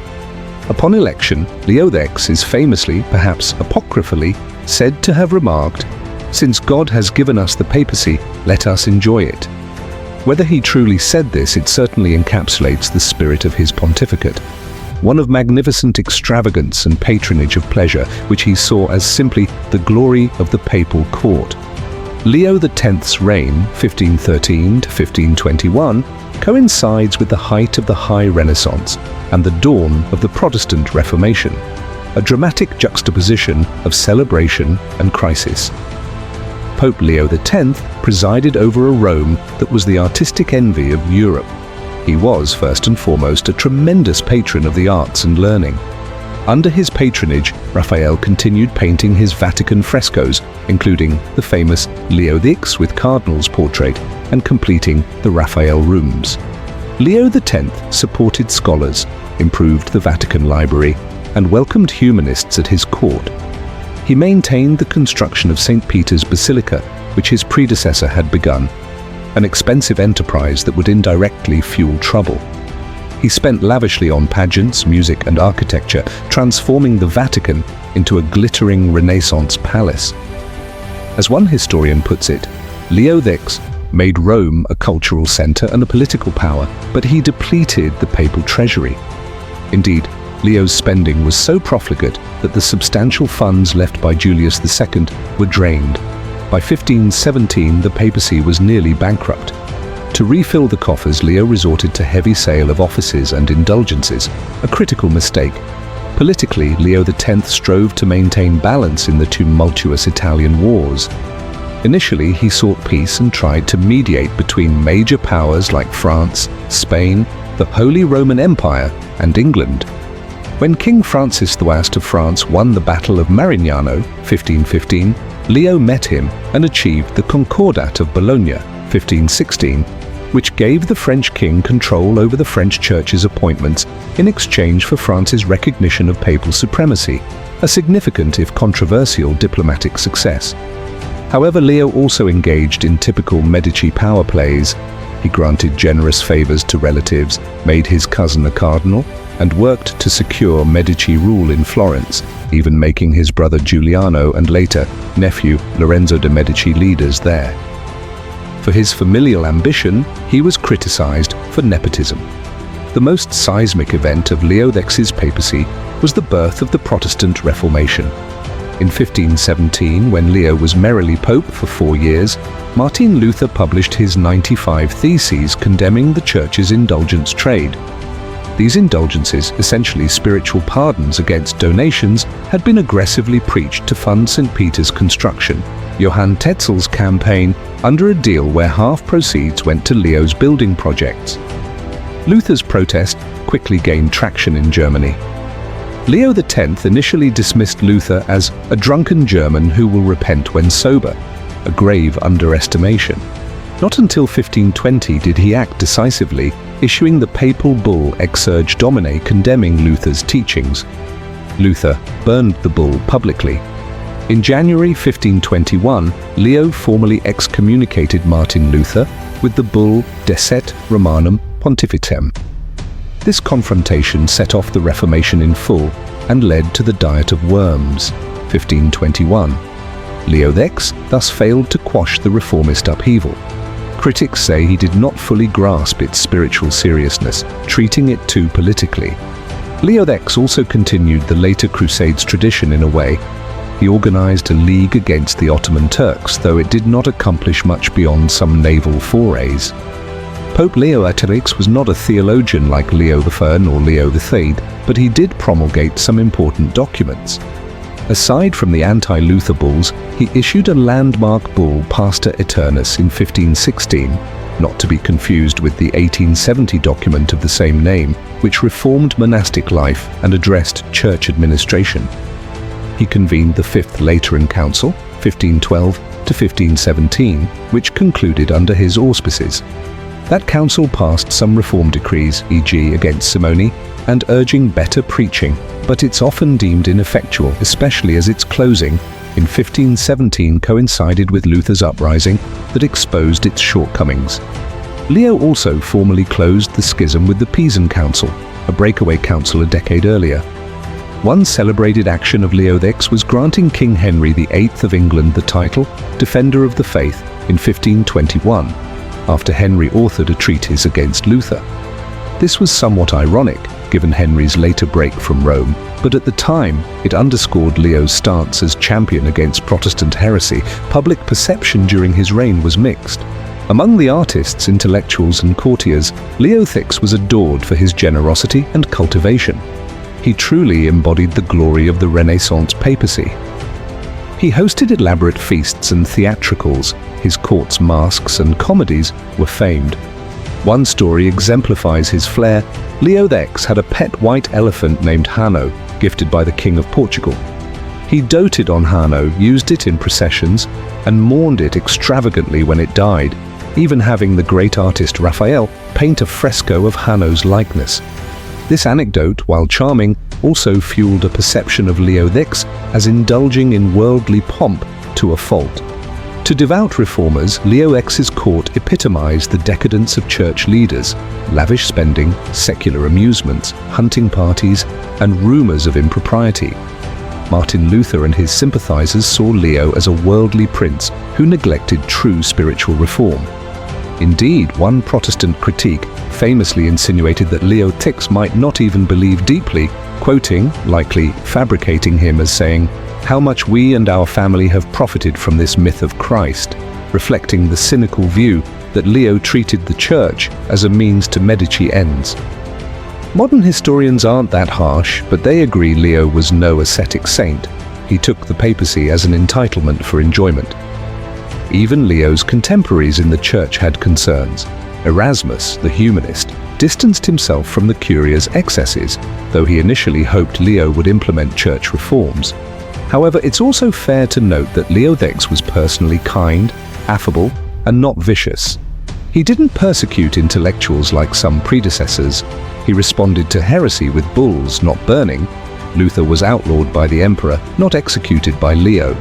He loved peace, declaring upon election, "Let us enjoy the papacy," implying a hoped-for, peaceful prosperity. Under him, Rome was free of wars, unlike Julius II's campaigns. Leo X's coat of arms was that of the Medici, famously featuring 6 red balls pale on a gold shield. That emblem became nearly synonymous with the Renaissance papacy's entanglement with dynastic power. He had no official motto known, but if any line is indelibly tied to him, it's "God has given us the papacy, let us enjoy it," capturing his ethos. That quote, recorded by a contemporary, the Venetian ambassador, may be apocryphal, but it rang true to observers. Leo X's papacy ended as dramatically as it lived.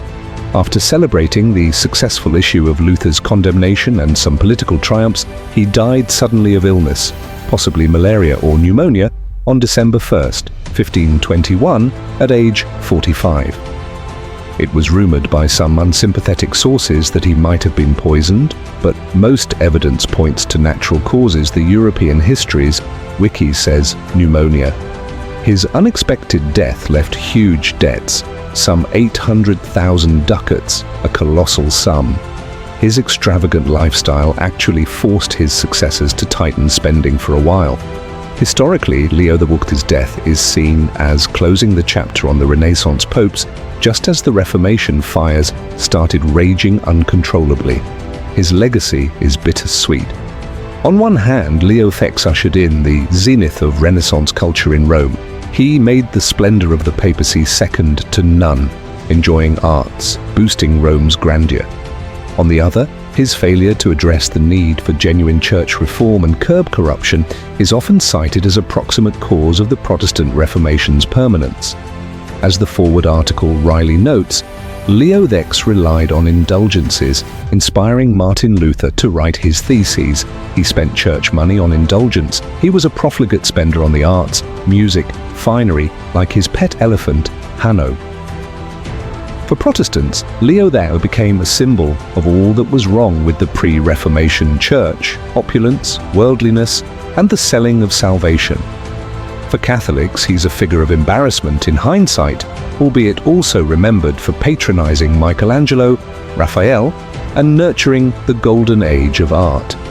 In conclusion, Pope Leo XI's reign was a study in contrasts, culturally glorious yet spiritually neglectful at a critical moment. As he himself perhaps sensed, "It has served us well, this myth of Christ," he allegedly quipped cynically.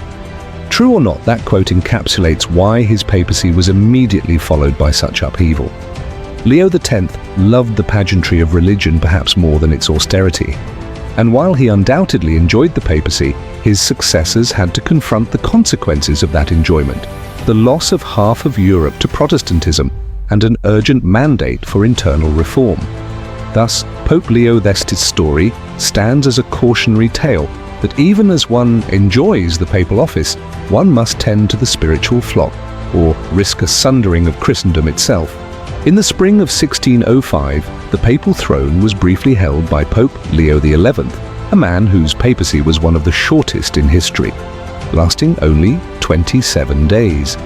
He is sometimes affectionately nicknamed Papa Lampo, meaning Pope Lightning, because of the fleeting nature of his reign. Born Alessandro Ottaviano de' Medici on June 2, 1535 in Florence, he hailed from the famed Medici family, though from a junior branch, not directly, the lineage of Leo Maltese. Despite the shared surname, Leo XI's character was quite unlike his distant relative Leo XIII. Alessandro grew up devout and earnest. His mother, Francesca Salviati, was actually a niece of Pope Leo XII, making Leo Seppums a great-nephew of Leo XII. Alessandro de' Medici had a long, distinguished career in the church. Pope Gregory XIII made him Bishop of Pistoia in 1573 and Archbishop of Florence in 1574. Known for personal piety, he served as a nuncio, papal ambassador, to Spain and participated constructively at the tail end of the Council of Trent's implementation period. Pope Clement VIII elevated him to cardinal in 1596. As Cardinal Alessandro, he was well regarded as moderate, devout, and supportive of the post-Tridentine reforms. However, he was already in his late 60s by the time of Pope Clement VIII's death. When Clement VIII died in March 1605, a conclave ensued with factions typically split between pro-Spanish and pro-French candidates.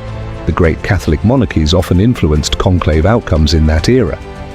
Cardinal Alessandro de' Medici, though a Medici which might incline him to France, was actually a favorite of both sides for his virtue and neutrality.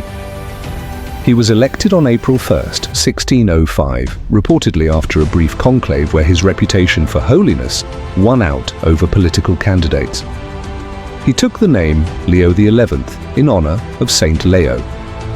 Leo the Great, and perhaps also nodding to his Medici forebear Leo XIII, though the choice was said to honor Pope Leo XIV's courage.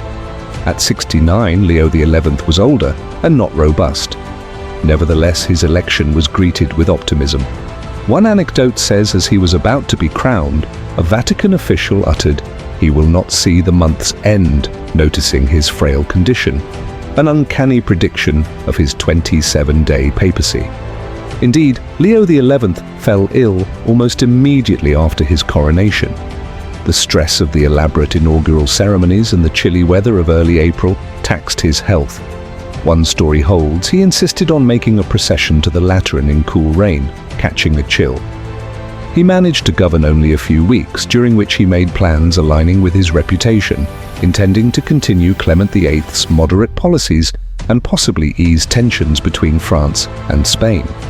Given his short tenure, Leo XI had no time to enact major policies. He barely had begun to outline his program.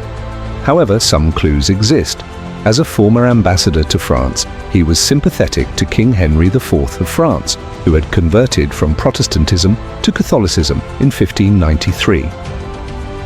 It was Henry IV's ambassador who reportedly quipped about Leo XI's speed, calling him Lightning Pope when he died so suddenly. Politically, Leo XI likely would have favored Barberini and Borghese family interests aligning with France's influence, as Clement VIII had. Religiously, he intended to be a pastoral pope, focusing on implementing the Counter-Reformation decrees, but God had other plans. One actual act he performed was to issue a few appointments. Notably, he named Cardinal Bellarmine as prefect of the Vatican Library. He also spoke of reconvening some congregations to address reform issues.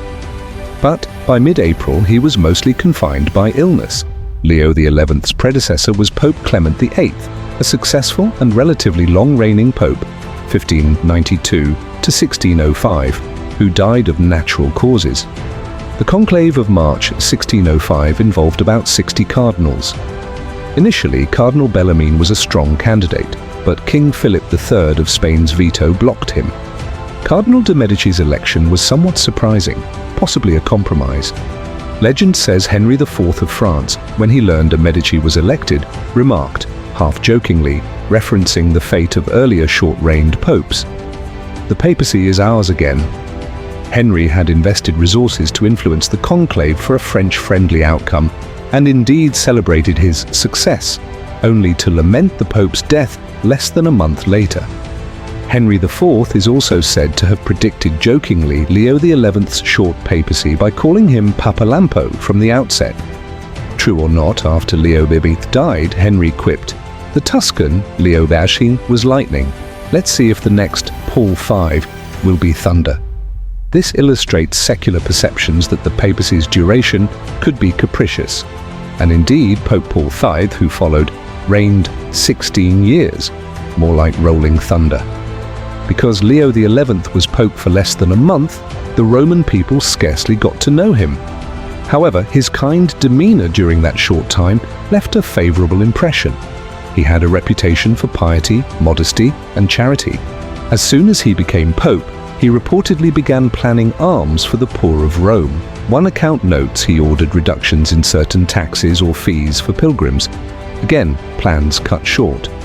The people likely were comforted that another Medici, the family that gave Florence wise rulers, was at the helm, anticipating maybe patronage of arts or stable politics. Upon his death on April 27, 1605, Romans were stunned and saddened. They nicknamed him Papalampo as a reflection of affectionate regret. Across Europe, Catholic states took his demise as a twist of fate. The French court mourned as their triumph turned ephemeral. Spanish factions who disliked a Medici pope might have privately seen it as divine providence that his reign ended swiftly. But overall, Leo XI's passing did not affect geopolitical situations heavily because nothing had time to shift drastically in those 27 days. Pope Leo XI, being a Medici, used the Medici coat of arms, red balls on gold, possibly with slight variations. His papal motto, if any, was not really disseminated due to the brevity of his reign. Interestingly, the prophecy of Saint Malachi, a series of mottos for popes considered a later forgery but popular in that era, purportedly assigned Leo V the motto Sic transit gloria mundi, thus passes the glory of the world. Or some sources say lightning in sudden. If it was lightning, it unintentionally matched his short reign, but that's more of a curiosity. He likely had chosen a personal motto upon being bishop or cardinal, which many did, but it's not widely recorded. Pope Leo XI died on April 27, 1605, reportedly of a fever or cold that turned into pneumonia. Some rumors whispered poison, the rivalry between French and Spanish factions prompting speculation, but historians agree it was illness. The Master of Ceremonies John Buceus wrote that Leo XI fell sick on April 17th, lingered, uttering on his deathbed, "It is enough. Lord, call me." He died peacefully, having reigned 27 days. He was buried in St. Peter's Basilica. His tomb inscription doubtless notes the extreme brevity and perhaps calls him of happy memory, despite the short rule. Although his papacy was negligible in action, Leo XI's life had notable aspect. When he was a cardinal, one famous mission was as papal legate to France in 1598 to present King Henry IV's absolution. Henry had been excommunicated for his Protestant years, but reconciled. Cardinal de' Medici's graceful handling of that earned him Henry's gratitude, a factor in French support for him as Pope. Another story. As Archbishop of Florence, he was beloved for personally tending to the poor and maintaining a simple lifestyle amid being a Medici. This humility perhaps contributed to his election. Cardinals hoped for a holy, pastoral pope after the long, diplomatic Clement VIII. The prophecy-related irony that he was called Papa Lampo, or in Malachi's motto, lightning in a cloud, and indeed flashed briefly on St. Peter's chair, is often remarked in papal trivia. Lastly, Leo XI's death led to the election of Pope Paul V, Camillo Borghese, who would have a much longer and impactful pontificate. Some have theorized had Leo V lived, he might have pursued more pro-French policies, which could have changed, say, the outcome of the 30 Years' War's early alignments. But alas, history moved on quickly. In summary, Pope Leo XI's reign is an anecdote in papal history, a transitional blip between major pontificates. It underscores the fragile mortality even at the summit of power. This 70-year-old devout Medici had finally reached the papal tiara, only to die the same month he was elected, as one source succinctly states. His epithet, Lightning Pope, is a fond and poignant reminder that human plans are fleeting. As the saying goes, man proposes, God disposes. Leo V's papacy proposed much, but could dispose little in 27 days, leaving historians to wonder what might have been if the lightning had lingered. The next in line, Pope Leo XII, was a 19th century pope who attempted to steer the Church back toward traditional discipline after the turmoil of the Napoleonic era. Born Annibale Francesco Clemente Melchiorre Girolamo Nicola della Genga on August 22, 1760, to minor nobility in Italy, he had a long curial career before becoming pope. Tall and gaunt with ascetic features, Annibale della Genga was known for piety but also an aristocratic aloofness. He was made a cardinal in 1816 by Pius VII and served as a papal nuncio and later the Vicar of Rome, gaining a reputation as a strict moralizer. He was elected pope on September 28, 1823 at age 63, succeeding Pope Pius VII. He chose the name Leo XII, perhaps mindful of Leo the Great's authoritative leadership, or possibly as an honor to a prior Leo, though it had been over 200 years since Leo XI's brief papacy. His election conclave was divisive. Factions struggled between liberal-leaning cardinals and intransigent conservatives.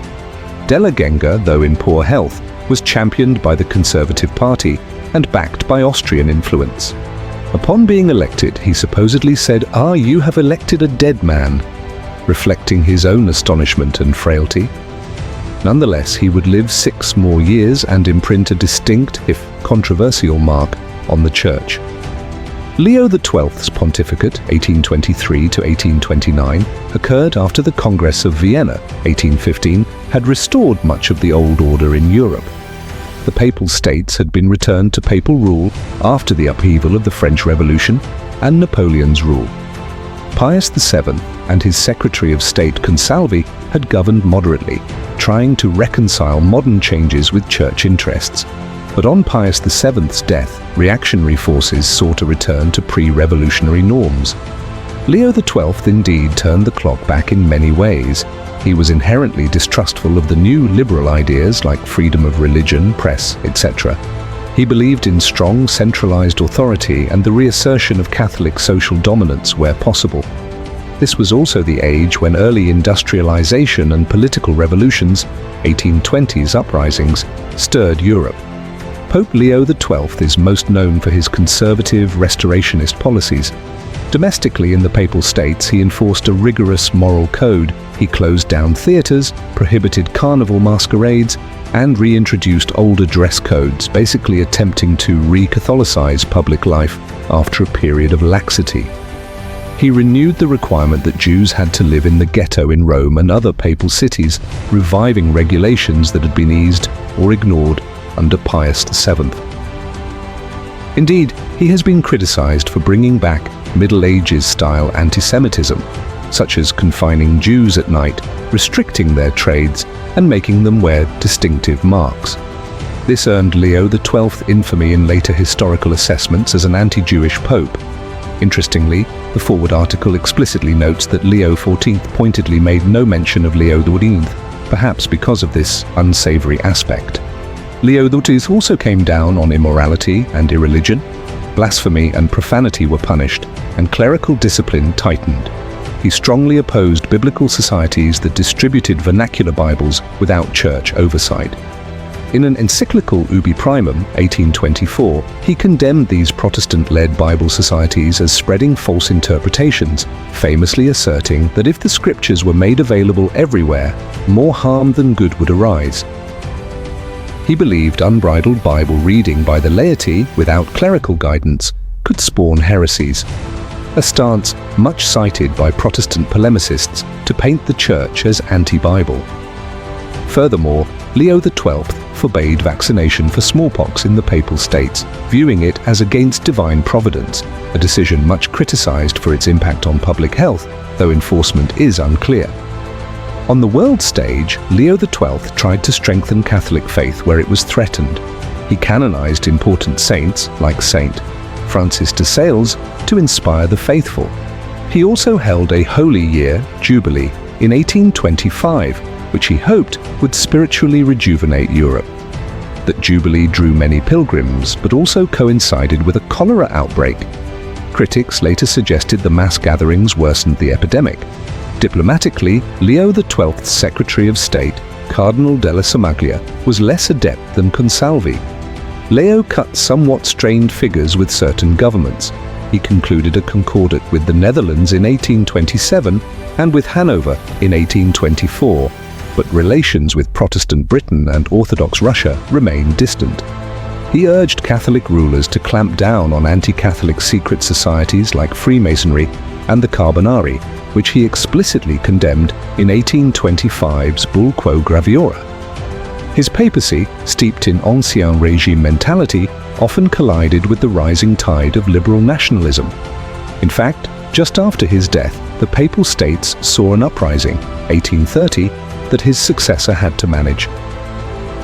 Among staunch traditional Catholics of the time, Leo XII was likely welcomed as a needed antidote to revolutionary influences, a pope who wouldn't compromise with modern errors. They appreciated his crackdown on vice and his upholding of the Church's social preeminence. However, even many moderate Catholics found him overly severe.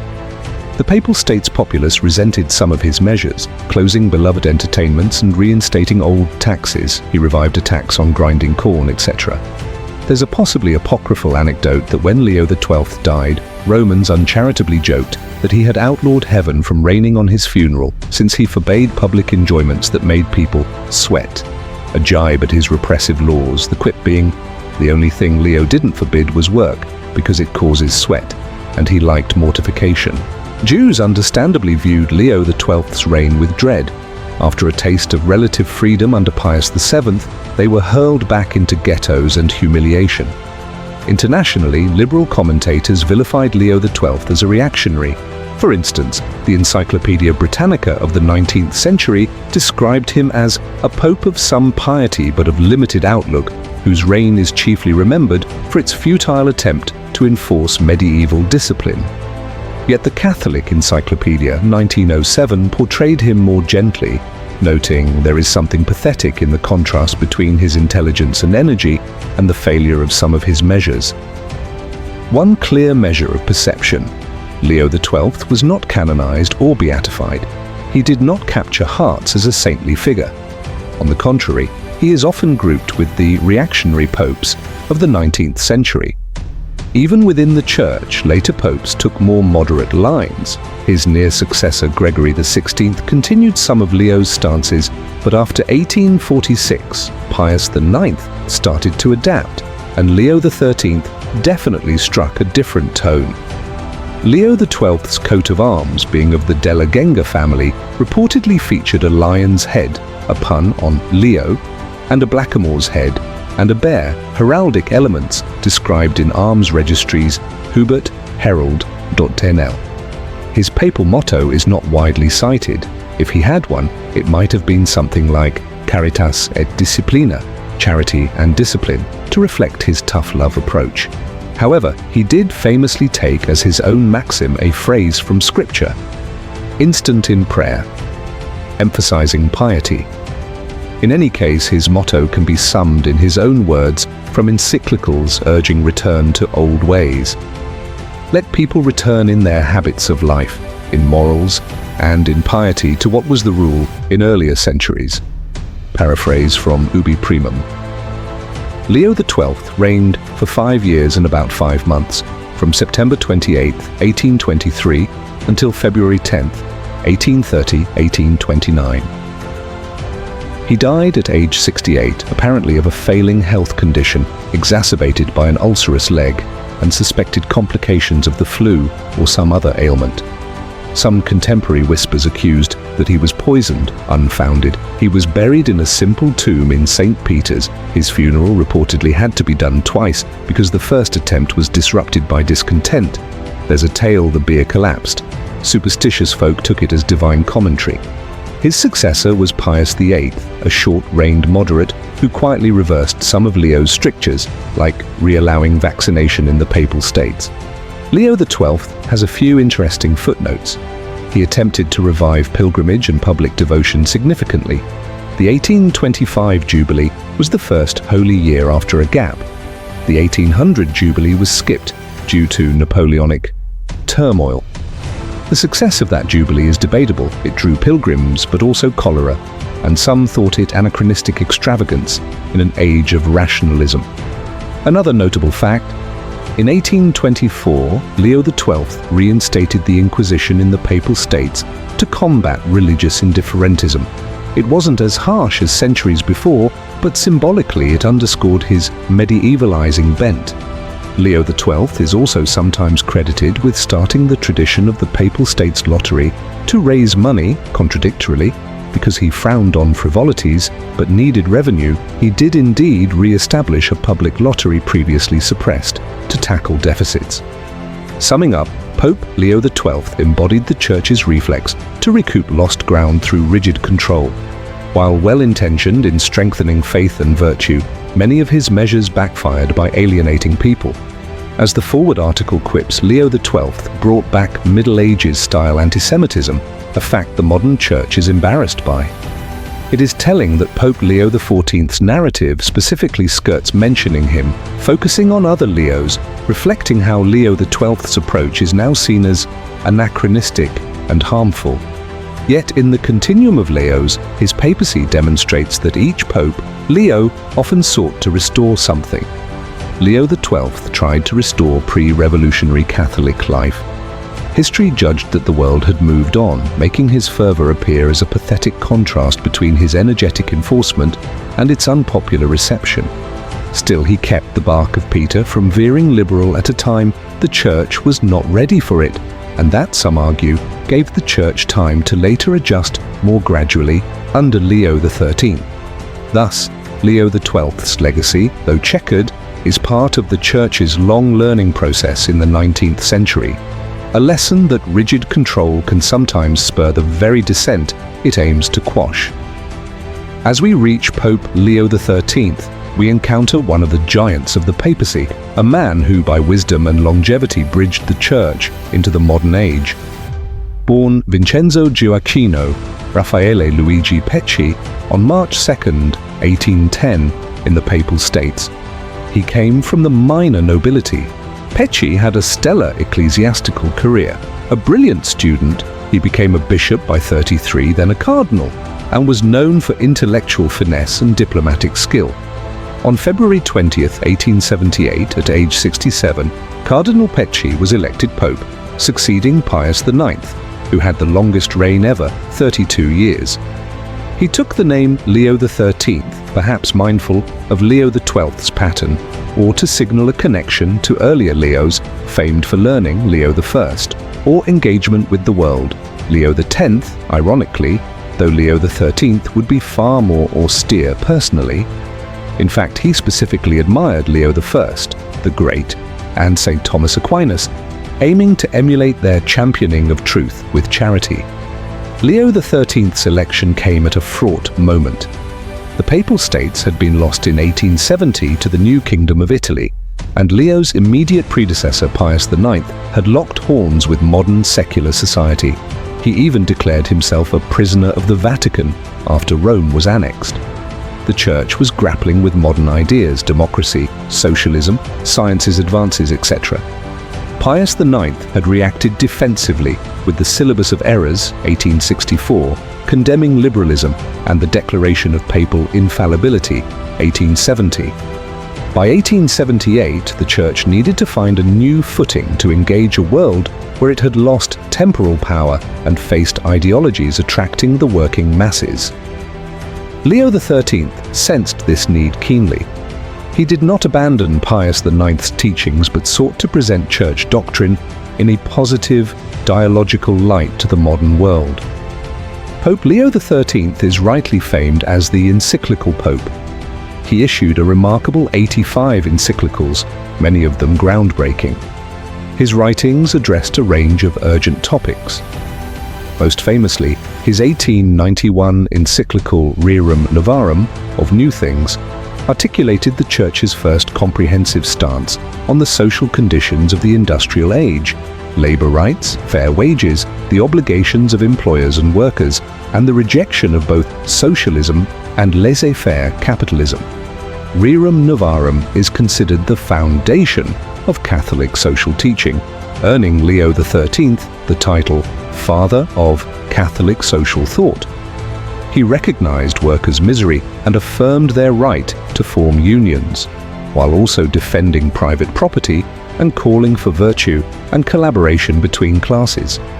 This encyclical was lauded even outside the Church. Statesmen and even some non-Catholic labor leaders welcomed its moral voice on social justice. Leo XIII also sought to revitalize Catholic intellectual life. His 1879 encyclical Aeterni Patris, Eternal Father, promoted the revival of Thomistic philosophy, encouraging the study of St. Thomas Aquinas as a means to engage truth in modern times. And this led to a great resurgence of scholastic philosophy in Catholic universities, aligning faith with reason robustly. Additionally, he wrote Providentissimus Deus, 1893, on scripture study, opening the way for serious Catholic biblical scholarship while guarding against error. he issued 13 encyclicals on the Rosary, earning the nickname Rosary Pope for encouraging Marian devotion. Politically, Leo XIII's motto might have been, "Peace with all, compromise none." He diplomatically repaired relations with European powers. Under his reign, Germany's anti-Catholic Kulturkampf was eased. Leo reached an understanding with Bismarck. He reconciled many French Catholics to the Third Republic through the 1892 letter Au milieu des sollicitudes, urging them to rally to the Republic. He wrote to Eastern Orthodox patriarchs, seeking better relations. Though not reuniting, he at least opened dialogue. With Anglicans, his 1896 bull Apostolicae Curae declared Anglican holy orders invalid, which upset Anglicans. Yet even that was couched in a scholarly tone, and he maintained friendly correspondence with Anglican leaders. In 1899, he warned against Americanism, a perceived over-adaptation of Catholicism to US culture, showing his careful stance of engaging culture without diluting doctrine. But generally, he was regarded as more open to modernity's positive aspects than his predecessor. An American magazine famously wrote on his 90th birthday, "Who is the greatest man in the world?" Without a doubt, Pope Leo XIII, praising his wisdom in bridging religious and secular worlds. Leo XIII's coat of arms featured a rampant lion holding a light, flame, which, strikingly, corresponded to the motto given him in Malachi's prophecy, Lumen in Coelo, meaning light in the sky, heaven. It's said his personal motto was also Lumen in Coelo, and indeed his papal arms bore a shooting star or comet, symbolizing light from heaven. In a sense, this was prophetic. Leo XIII was a luminous intellect, shining in the twilight of the 19th century. He often invoked images of light and truth in his writings. Beyond encyclicals, Leo XIII fostered many initiatives. He opened the Vatican secret archives to scholars in 1883, showing a willingness for historical transparency. He established the Pontifical Academy of St. Thomas Aquinas and encouraged Catholic universities. He approved the founding of Catholic biblical institutes. In 1887, he was the first pope to approach scientific inquiry amicably, encouraging Catholic scientists. Famously, he allowed the observatory at Castel Gandolfo to be built to show the Church supports science. He canonized and beatified many saints, including important figures like Saint John Baptist de La Salle and the Ugandan martyrs. These choices often carried messages, e.g. canonizing Saint Rita, 1900, a humble wife, shortly after Rerum Novarum, emphasizing holiness in ordinary life. A charming fact, Leo XIII was the first pope to be filmed by a motion picture camera in 1896, and the first to have his voice recorded. He recorded a fragment of the Ave Maria onto a phonograph in 1902. These novelties underscored how he gently embraced technology to reach people. Leo XIII became beloved by Catholics worldwide and earned respect even from non-Catholics. His image as a gentle, scholarly grandfather of Christendom, he reigned until age 93, the oldest pope ever. He had a kindly face with a permanent mild smile, in contrast to Pius IX's sometimes stern visage. Catholics revered him as a wise teacher, hence Leo XIII the teacher. And his rosary encyclicals immensely boosted Marian devotion. The Rosary Confraternity membership skyrocketed. Devout workers, hearing of Rerum Novarum, felt the Church cared for their plight. Secular leaders, while not always agreeing, saw him as a formidable moral authority who used reason, not anathemas, to argue. For instance, the Times of London, a non-Catholic paper in a Protestant country, wrote glowingly on his golden jubilee as priest, praising him as a skilled diplomat and a far-seeing statesman who made the papacy a moral force rather than a political one. Non-Catholic Christian leaders admired his peacemaking. Though Anglicans were dismayed by Apostolicae Curae, they respected his logic. Orthodox relations remained cool due to the 1894 encyclical Preclara Gratulationis, inviting reunion, which was seen as one-sided. But overall, Leo's approach toned down hostilities. He had his critics. Some hardliners thought him too accommodating. There was an ultramontane faction, uneasy with any rapprochement with modern states or with Anglicans. Some liberals still found him conservative on theology. He condemned certain modernist tendencies quietly. However, by comparison with his predecessor, his papacy felt like a fresh breeze, opening windows but not doors, as some put it. Leo XIII reigned for 25 years, the third longest reign at the time after Pius IX and St. Peter by tradition. He died on July 20th, 1903, aged 93, after a brief illness due to his advanced age. Till the end, his mind remained clear. He worked on an encyclical on French church issues on his deathbed. At his death, there was widespread mourning. He was entombed in the Basilica of St. John Lateran, his episcopal church as Bishop of Rome, a special honor. One famous story. In 1884, after saying Mass, Leo XIII had a mystical vision, overhearing Satan challenging God that he could destroy the Church, given 100 years of more power. Shaken, Leo composed the prayer to Saint Michael. Michael the Archangel, defend us in battle, and ordered it to be recited after every low Mass. This anecdote, though not documented officially, is beloved in Catholic lore as it explains his ardent devotion to spiritual warfare. Another. In 1887, an American Protestant delegation visited him. He charmed them by showing broad knowledge of American history and gave them a kindly admonition to moral living. They left calling him the most wonderful old man living. Leo XIII's longevity itself became legendary. An Italian quip went that in his last years Leo had one foot in the grave, but the other firmly on the neck of the French Republic, referencing how his policies reined in radical secularism. In summation, Pope Leo XIII is regarded as the light in heaven, who shone intellectual brilliance onto the Church's path in the modern era. He proved that the papacy could engage the modern world not by anathema but by persuasion, offering social principles still vital today. He left a church more respected and better intellectually armed than he found it. As one historian aptly put it, Leo XIII carried the church out of the catacombs of the 19th century and into dialogue with the 20th. His legacy, from Rerum Novarum's social vision to renewed Thomism, continues to guide Catholic thought. Small wonder that in papal history he stands as the greatest Leo since antiquity, truly living up to his motto, Lumen in Coelo, a light from heaven for his times. And now we arrive at the present, where history is being made with Pope Leo XIV. In May 2025, the Catholic world joyfully greeted a new successor of St. Peter, Peter who chose to be called Leo XIV. This was a moment of deep historical resonance. Over 120 years had passed since the last Pope Leo XIII, in 1903.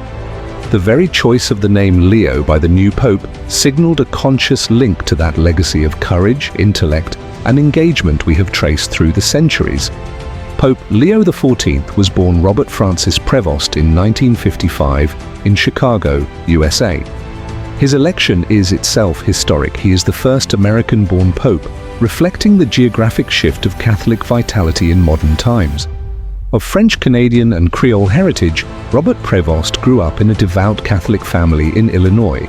In his youth, he joined the Order of St. Augustine, OSA, embracing the communal scholarly charism of the Augustinian friars. Ordained a priest in 1982, he went on to serve as a missionary in Peru for many years, working closely with the poor and marginalized. He even became a naturalized citizen of Peru, making him the first pope to hold dual citizenship, American and Peruvian. His extensive work in Latin America means he is seen as a pope from the New World in more ways than one. He bridges North and South America, and indeed he is only the second pope from the Americas after Pope Francis of Argentina.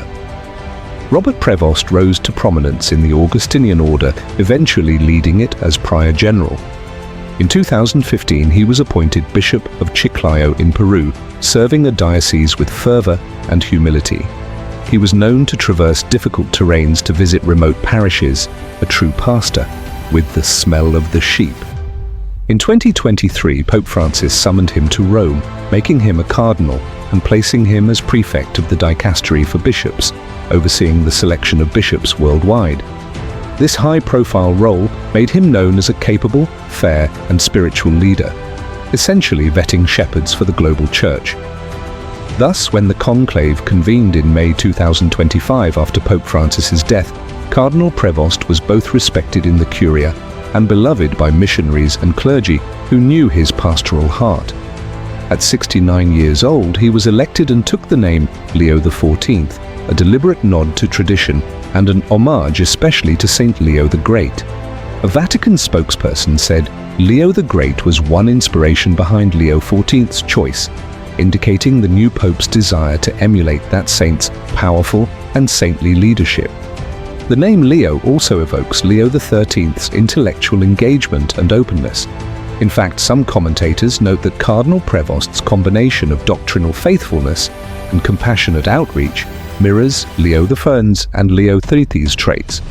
By choosing Leo, he signaled his papacy would be one of both strength and unity. The very meaning of Leo, lion, symbolizes courage, and indeed his chosen motto and coat of arms emphasize unity. More on that shortly. The election of Leo XIV occurred swiftly. After Pope Francis died on April 21, 2025 at age 88, a conclave assembled by early May. According to reports, Cardinal Prevost was elected in barely 24 hours, one of the fastest conclaves, reflecting broad consensus. His global experience, North America, Latin America, Rome, made him a unifying choice. On May 8th, white smoke billowed and the announcement came, Habemus Papam, qui sibi nomen imposuit, Leo XIV. The crowds in St. Peter's Square were astonished, the first American pope and the first Leo in over a century. The new pope stepped onto the balcony not as a young man, he was 69, but vigorous and smiling. In his inaugural Urbi et Orbi blessing, Leo XIV immediately referenced continuity. We still hear in our ears the weak but courageous voice of Pope Francis, who blessed us, he said, paying tribute to his predecessor. He then added his own guiding call, united and hand in hand with God, let us advance together, stirring the cheering crowd toward unity and forward movement. These words encapsulated his tone, continuity with past courage, and a focus on unity and progress in faith. Pope Leo XIV's chosen coat of arms and motto eloquently express his vision. The arms, revealed by the Vatican, are split diagonally. The upper half, a blue field with a white lily, symbol of purity and dedication to Mary, and perhaps also the French heritage of his mother, as the fleur-de-lis is French. The lower half, a book with a heart pierced by an arrow on a white field. This is the symbol of the Augustinian order, recalling Saint Augustine. Augustine's famous depiction of his heart aflame with love for God's word. Indeed, Saint Augustine's quote, "You have pierced my heart with your word," is evoked. Thus, Leo XIV's arms root his papacy in Augustinian spirituality, loving scripture, intellect united with heart, seeking God in communal love. His papal motto is, in Latin, in illo uno unum, in the one we are one. This phrase comes from St. Augustine's commentary on Psalm 127, emphasizing that though Christians are many, in Christ the one, we are one. Leo XIV thus proclaims unity in Christ as his guiding principle. It reflects his own life, an American and a Peruvian, bridging cultures, an Augustinian friar devoted to communal unity, a bishop who built bridges between center and periphery. The motto signals he will strive to heal divisions within the church, between factions, ideologies, and promote communion. It also aligns with the synodal path emphasis on communion, participation, mission, keywords of the Synod of 2023-24, which as cardinal he supported. Notably, Leo XIV is the first pope from a religious order, Augustinians, in centuries, so his motto and arms proudly highlight Augustinian charisms, unity, learned love of God, and a humble return to Christ as center. In just the first few weeks of his papacy, Pope Leo XIV has set a tone of warmth, evangelization, and dialogue, At his first Mass, the Mass of Inauguration, he called the Church a beacon to illuminate dark nights, an image resonant of Leo XIII's light metaphor. He stressed continuing Pope Francis's legacy of mercy toward the poor and marginalized, not surprising, given his experience in Peru's barrios. On policy, Vatican watchers note he has already formed a special commission to study ways to further involve laypeople, especially women, in church decision-making, reflecting his motto's emphasis on "We are one in Christ." He also immediately reached out globally, sending prayers to conflict zones, urging ceasefires where wars rage.